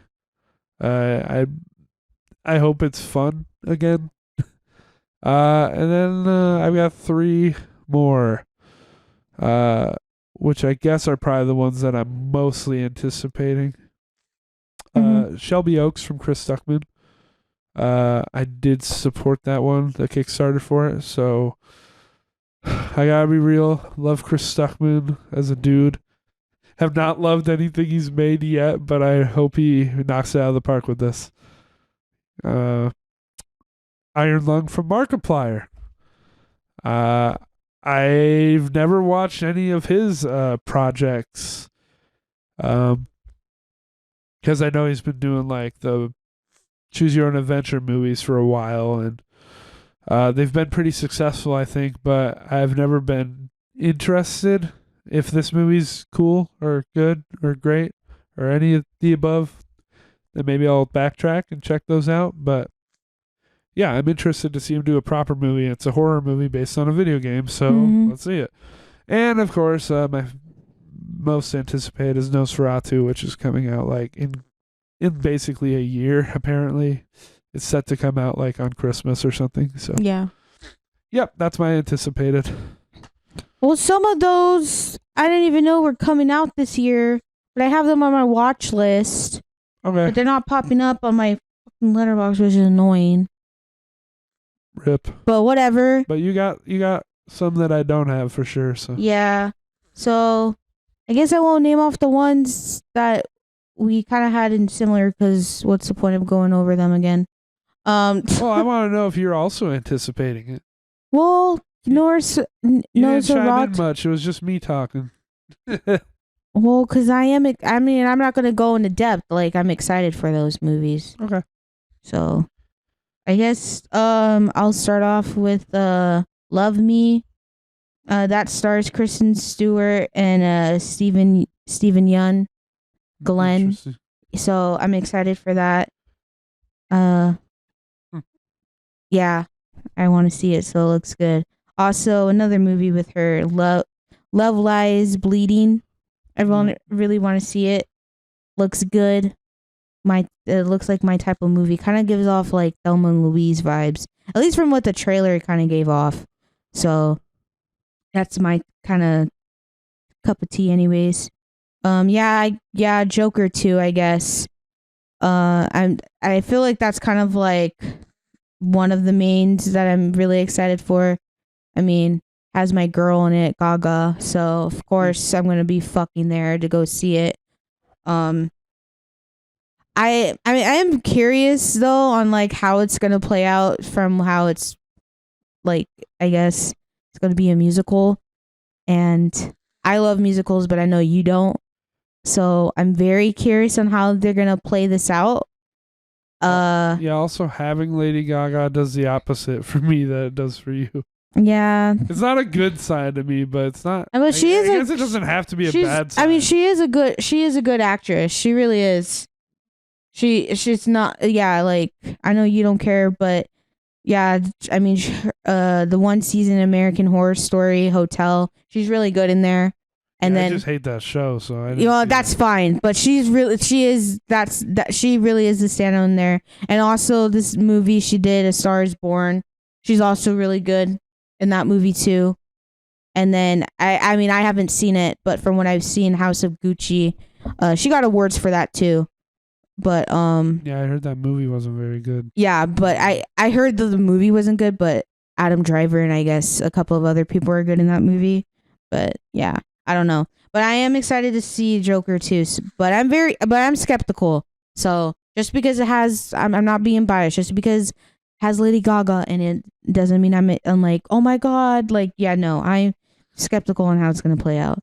Yeah, Terrifier 3. I got No Serato, of course. I am excited to see that. The cast is just brilliant. You got Bill Skarsgård, Nicholas Hoult, Aaron Taylor Johnson, Willem Dafoe.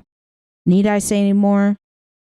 It sounds Some like people think one of those, and it has one of my favorite directors as of right now, Robert Eggers. I've not been disappointed by any of his movies so far. Some people think you need say more because some people think the lead actress is gonna ruin everything. Oh, Lily Rose Depp. Yeah. Yeah, I am curious on how she's gonna, but I feel like she's gonna do good. I mean, you got I don't see why not. She's I mean, it's Robert Eggers, so I feel like he's gonna direct her very well. I don't subscribe to the Lily Rose Depp sucks thing because for one, I haven't seen much of her, but for two, she was just in a bad show. Like, I mean, I haven't seen. I mean, I've like so many people were in bad movies or shows, but it doesn't speak to their ability. Then they were cast in something good. Yeah, look at my boy Robert Pattinson. Everyone thought he fucking sucked because he was in Twilight, and now Sandler. look, all those people now love him. Fake. Just kidding. There's him, but there's Adam Sandler. There's a bunch of people who are. Nicolas Cage is known to suck, but then like he's put in great movies and he's great. Come on. He knows how to pick his roles. He's in sucky movies and he's the best part, and he's in great movies and he's the best part. So yeah, I know. I definitely agree with you on that. I'm not gonna say she sucks until I see if she ruins this movie. Yeah. If she ruins an Eggers movie, then I guess she might suck. I actually have faith. But no, I definitely agree with you on that opinion because there's been so many times where people have been in bad, shitty stuff and like people just hate on that just because and think because of that they'll never be in something great. And like Robert Pattinson is a great example, or Adam Sandler and stuff like that. It happens all the time, and Nick Cage, he's known to be terrible. He's not. Yeah, exactly. So, yeah. Terrifier 3. Of course, I'm fucking excited for it. Got my boy, Art the Clown. I'm very curious on how Damien Leone is going to tie all of this together. That's from what he said, because I follow him on Twitter. He said I think it's going to be a wrap up. And there's going to be a lot of, he said that a lot of unanswered questions that didn't get answered in the second movie will definitely be answered in here. So I'm very 100% curious and excited for how it's going to play out. Everyone that was in the second movie, it's going to be coming back in the third movie. So I'm very excited to see it. Wicked Part 1. I'm excited. I know a lot of the drama because, Miss Ariana Grande being a homewrecker. but Rip. and whatever. But I feel that's not going to take away from my enjoyment for this because I've read the book. I've not seen the Broadway play, but I've read the book of Wicked, and it's phenomenal. It's really great. But yeah, no, I'm excited to see it, and can't wait to see the songs that growing up listening to just be presented in the movie. So excited to see that. And I guess the other movie I'm excited for, which there has been no updates with this movie, so I'm hoping that it comes out this year, but it's Mickey 17. Stars again my boy Robert Pattinson, and it's directed by Bong Joon-ho. And yeah, that's pretty much about it. There really hasn't been any updates. They released a fucking photo last year, and that's pretty much it. Well, if it's him in the hands of the guy who directed Parasite, it's gonna be good. Yeah. Yeah. That's pretty much it.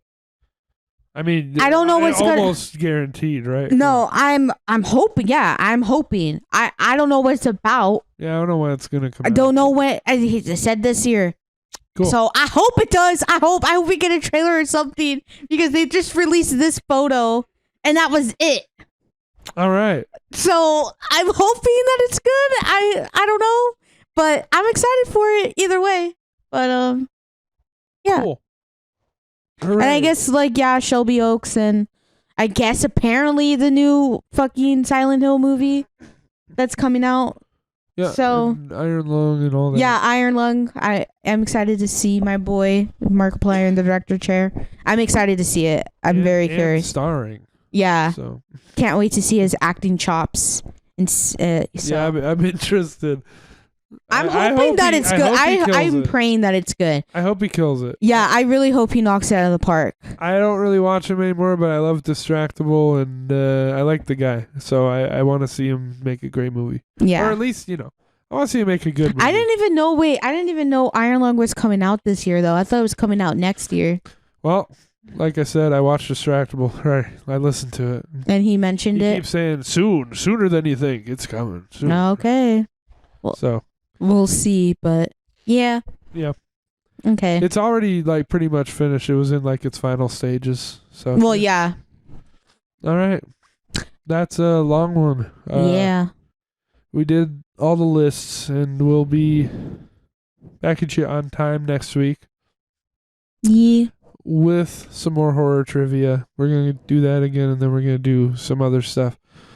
I don't know what else, but it's been a minute since we did a horror episode, so we're going to throw you a bone. Yeah. Yeah. We gotta get back to our roots. We do. Yeah. All right. That's it. We'll see you in the next one. Yeah. It's a late one, so catch y'all later. Bye.